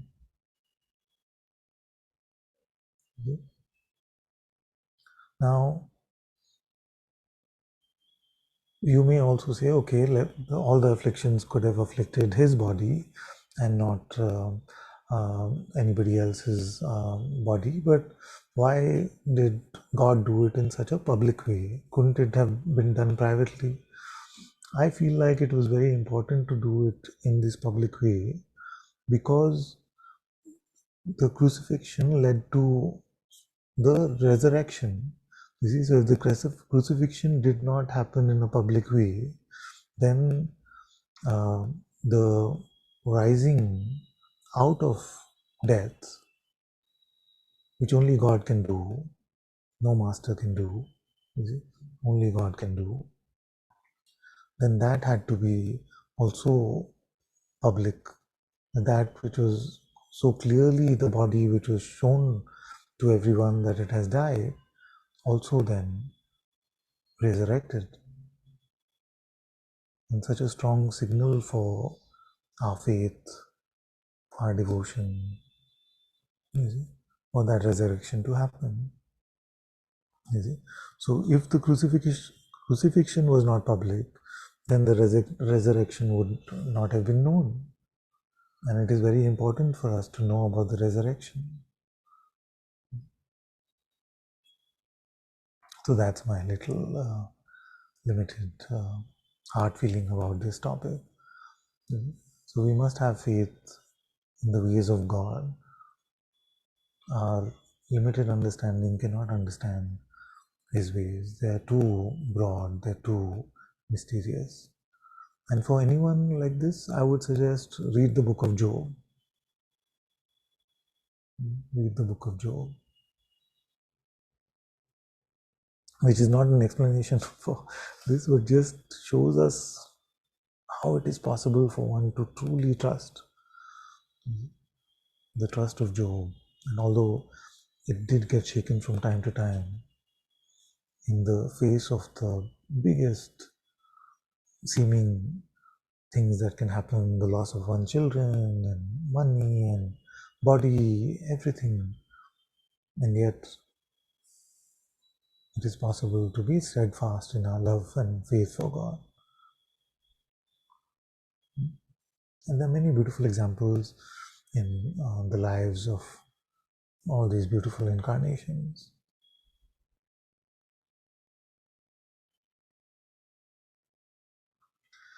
All right. Okay, let's quickly go to Karunamaya and Samaya.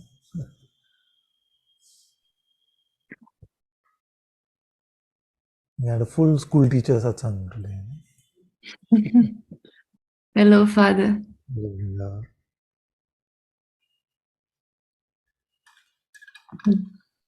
It's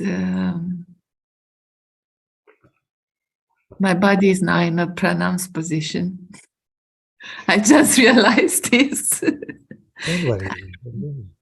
I'm missing your feet, I think. Thank you.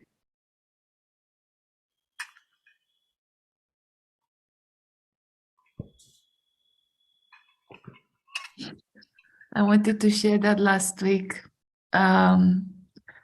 Probably somewhere midweek, I think both Colleen and I, we started to chant the Nama Yogiram Surat Kumar again, and I didn't know why, but it kind of flew naturally in our house. Yes. And Friday, Colleen wanted to go to have this boat trip and see some caves, about 1 hour and a bit driving distance. And as I was driving, this thought about lunch came to me, and I thought, oh, what do I feel like eating? And some ideas came, and even like after a normal worldly meal came in my mind, and Sahaja meal, I thought, oh, maybe it's better. But then it came very strongly, this craving for the Yogiram Surat Kumar ashram meals. Ah, yes. And the banana leaf meal was Oh. very so dominant and just, yeah, full power craving.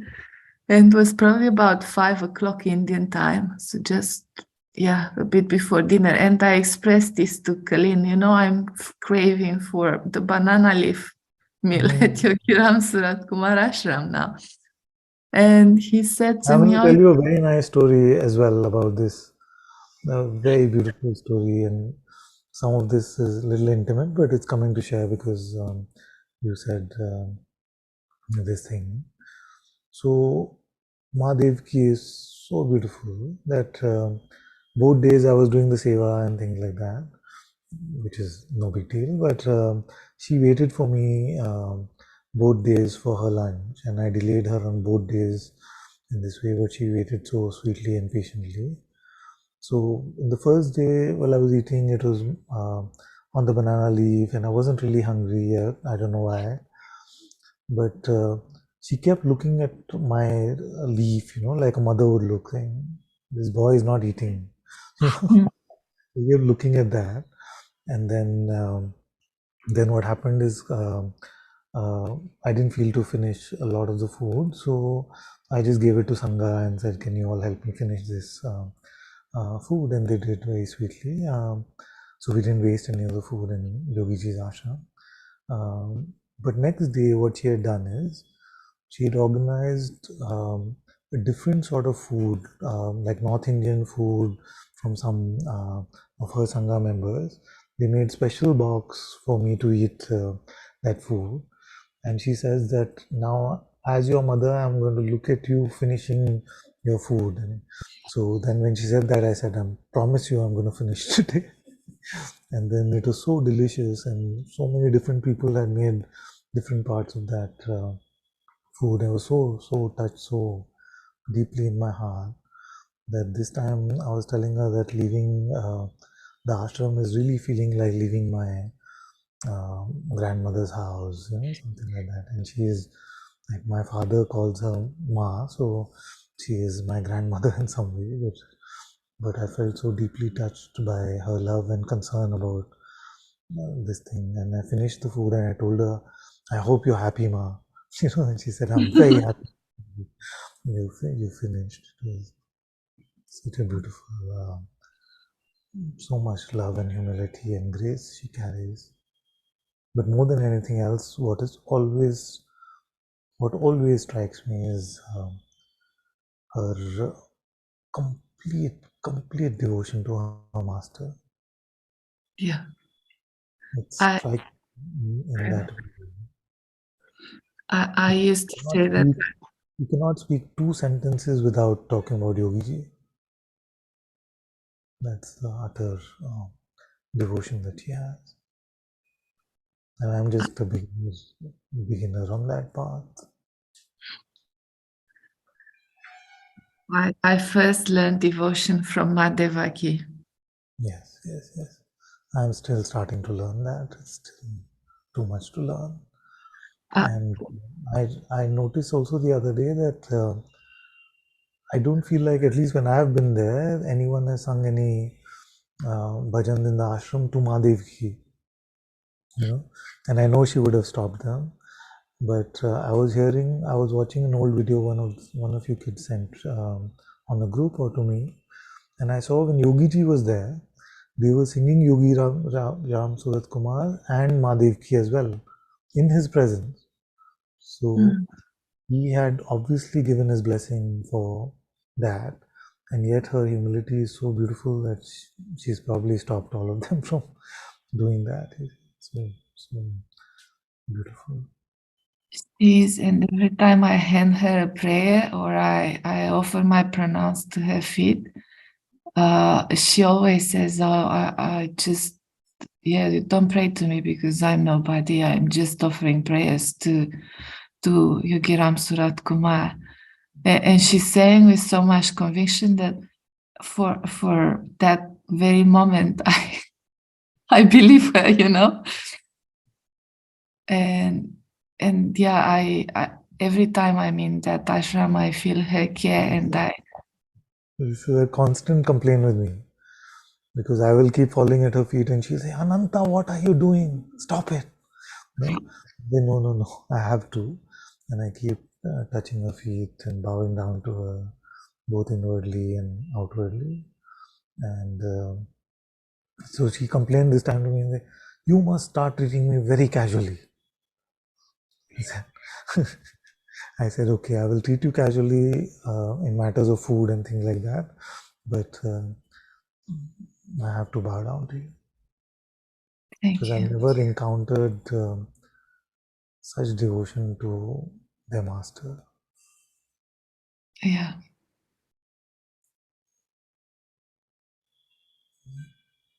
Jai Ma. Jai Ma. Jai Ananta Ji and Jai Moji Baba Jai Guruji. and Yogiram Surat That Kumar name Ji. in the middle just didn't sound right at all. Sorry? The name in the middle of two great sages didn't sound at all right. It sounded out of place completely. Oh, I love your father. Love it. And it's not the name that we say Jai to. Thank you. I do have to share that when I said that to Kalin, he said that in that very moment he was craving for the sugar that they give with the milk in Yogiram Surat Kumar ashram. Give sugar with milk? This is not something I've had yet. Well, you need to learn that. they have when they hand you the prasad when you get out after the chanting. Sometimes they put milk in your hand, but they also give you these little sugar pieces, crystals. And this guy doesn't like Indian food, but he likes the sugar. And also when we were with Anna in the ashram, sometimes she was getting impatient at the end of the chanting and maybe hungry. And Madhevaki noted that, and she was like very concerned that we kept the child without food, and she was always inviting us to have dinner. And yeah, she's very, very caring and attentive to everything. Yeah. And the other thing that I raised my hand for was like the fifth other thing. no. Steve Jobs announcing the iPhone or something. I keep things in my pocket. And one more thing. Okay, what is the last thing? I didn't say it's the last one. I'm saying. I didn't imply that. I noted today there were some resistances in my sitting with you, and some mind energy was sneaking in, and I wasn't paying much attention. And it was related to some worldly stuff that I'm facing, but I also felt very strongly when you said to my sister here, leave everything at God's feet, or leave everything to God. That was very strong in my heart. So I'm just going to take this opportunity and leave everything to your feet. And 1 week from today till next week, Don't think about yourself. Yeah. Deal?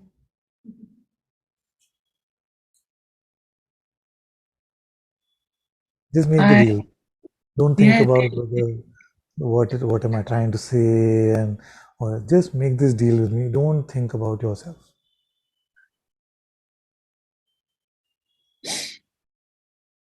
maybe don't think about anything. Oh, Is that better for you? Is that a thought about yourself? Think about yourself. Very good. This will do you a world of good. well, can you repeat that? No, then you'll start thinking about it. It's okay. It's okay. No. No need to think about anything. Yeah. Not even the meaning of don't think about yourself. Don't think about what is best for you. You have to learn how to follow. Yeah. It's very hard to plan anything and to make commitments for the future or anything. So yeah. You're thinking about yourself. Yeah. Stop it. Very good. Very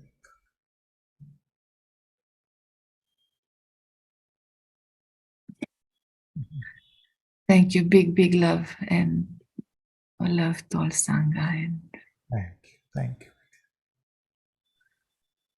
and thank you for this grace and Thank you. bringing all the masters here with us. Yeah. Thank you.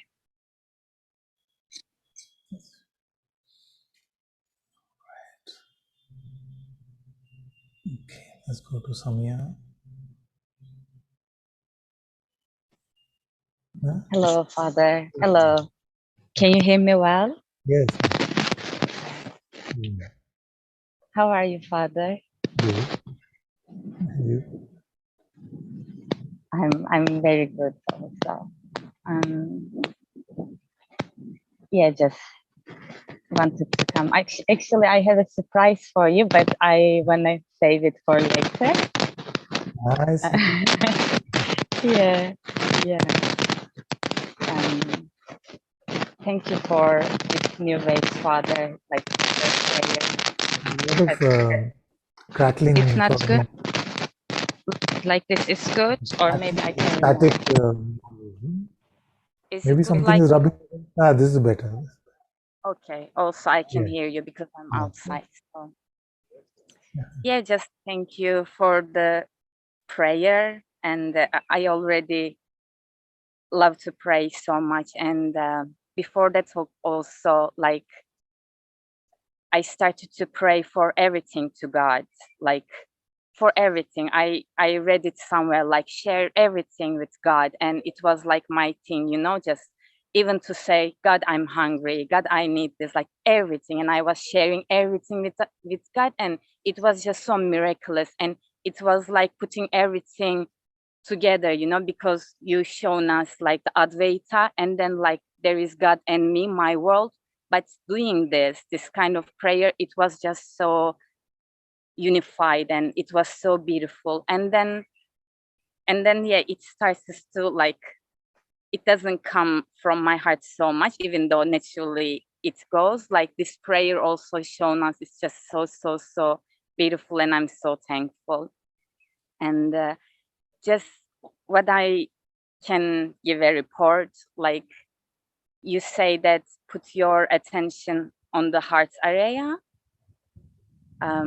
It felt to me like something is still close, like the love for God, even though I know that it is still like as a feeling and something like not theory, but something chokes here, like just to be fully in the sweetness of this love, actually, even though I know that, yeah.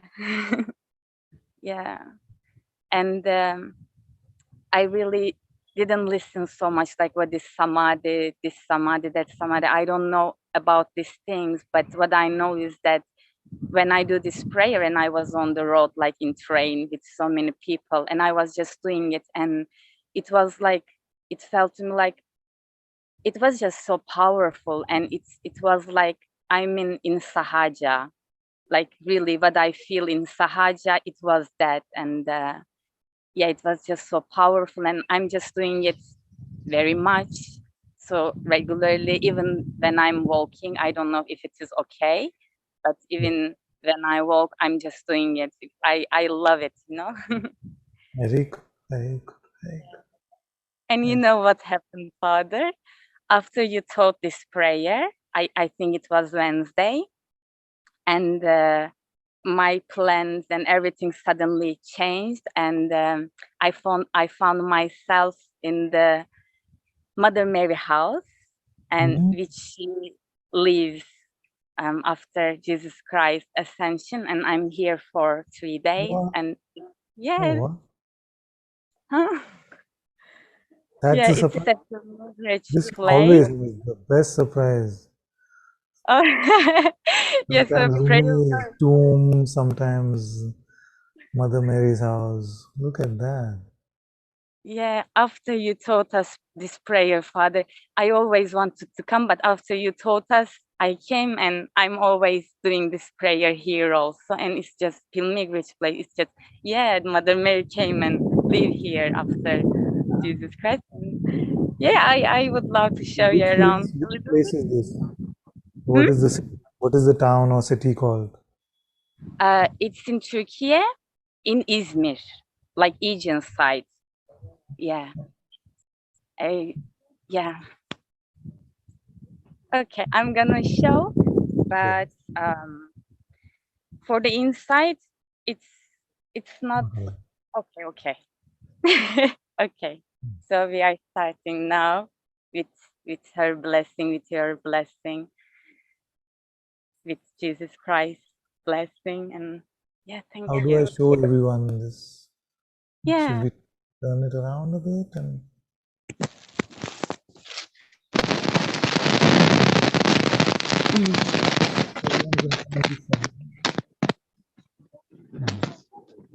Okay. I'm sorry, I need to wear earphone. Yes. Yes. So this is at top of a hill, and this is the house which she lived in.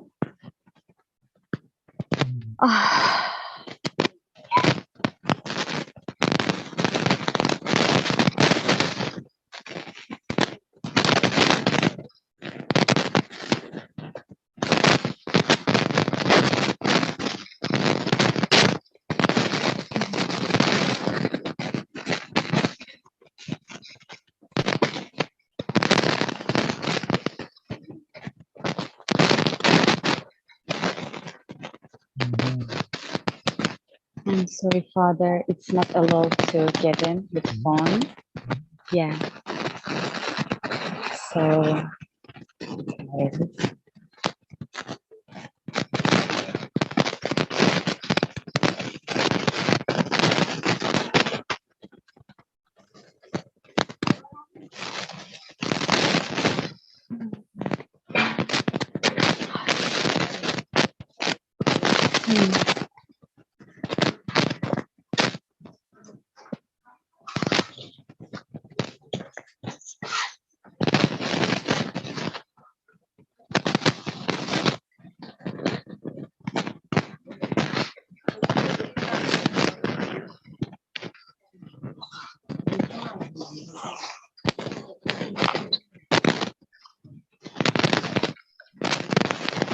I'm sorry.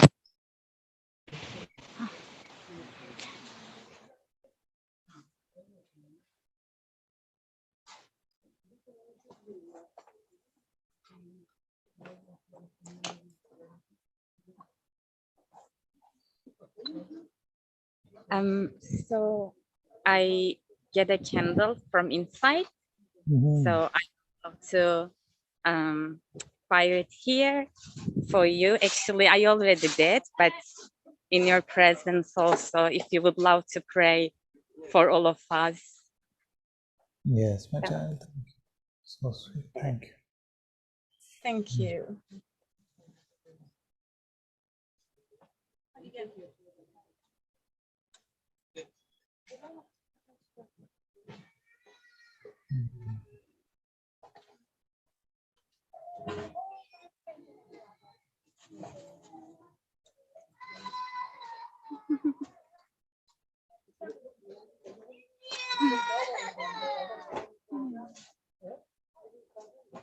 Thank you so much, Father, for Thank really you. guiding us into the heart of Jesus Christ and guiding us, our hearts and our home, guiding us to God. Just thank you, thank you, thank you. And we are eternally grateful to you Thank you, for my child. everything. It's all your grace, Father. It's all your grace. And what more we can ask or, yeah, just may this witness of this love just deepen and deepen and became sweeter and sweeter. And it is so already. And yeah, may their grace always continue to bless us, and just into their hands we lay our spirits, and into their hands we lay our lives. And thank you. Thank you, my child. Thank you so much. Beautiful darshan we had today. Thanks to you. Very good. Very good. Oh, yes.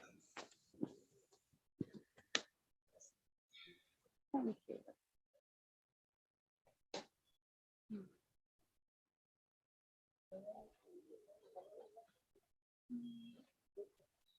Thank you, my child. Thank you. Bless you. Bless you. Bless you. Thank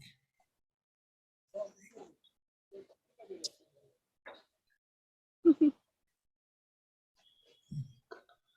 Okay, let's quickly go to Ananda before we close. My body is starting to feel the fatigue now.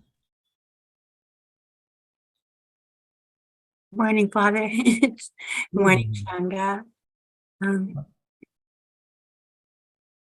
Just wanted to expose something.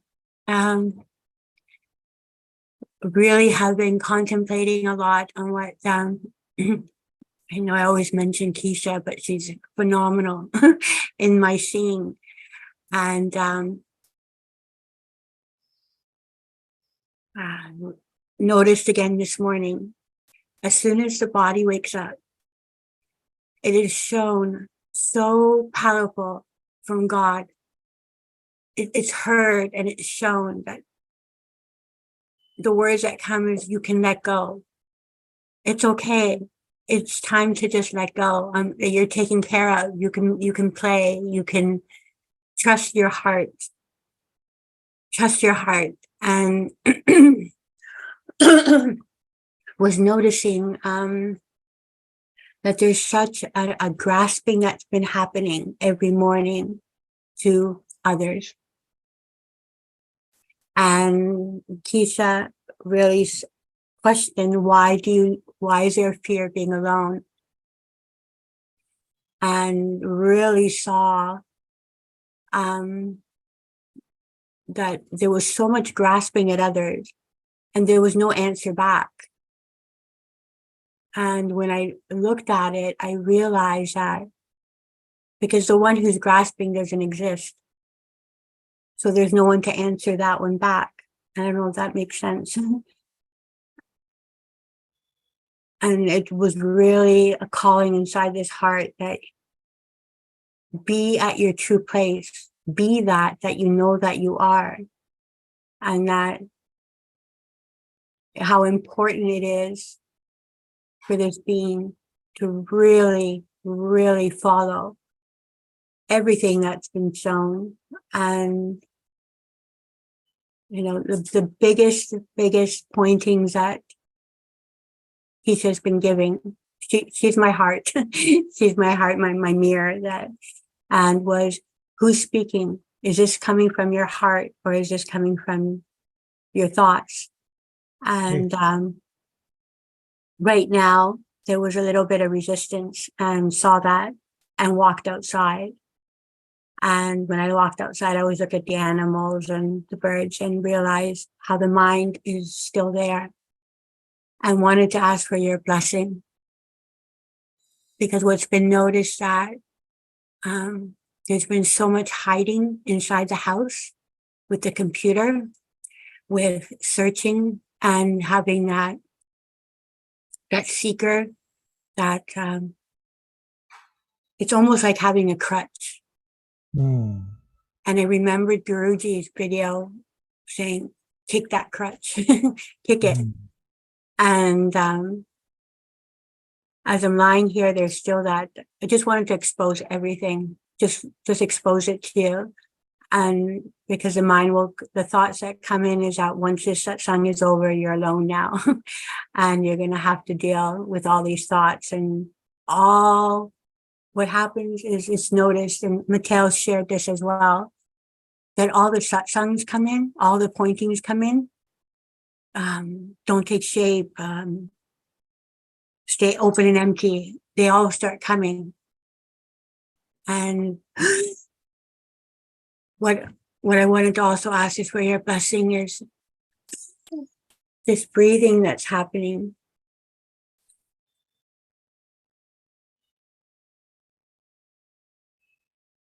Don't know why that happens.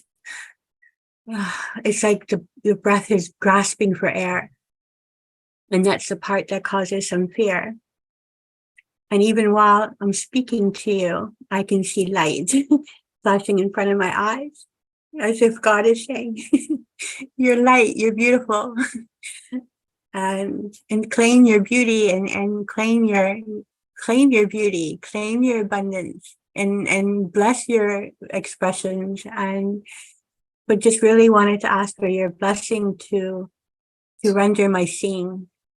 It's been so much grasping and seeking that I ask that if you can bless my seeing, and just ask for your blessing to just jump into my heart, because that's where you live.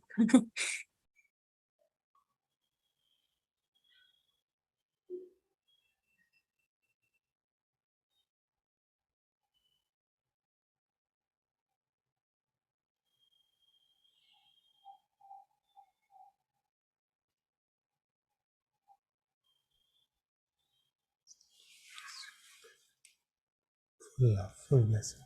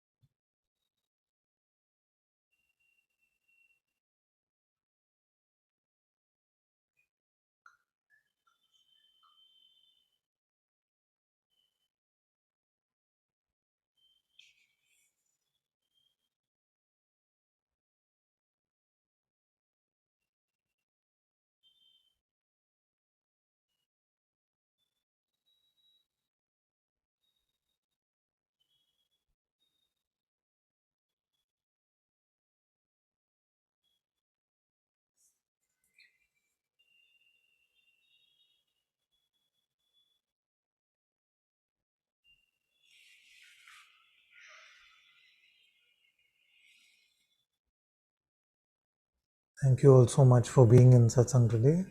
Sadhguru Shri Muji Baba Ki Jai. Guru Kripa Kevalam.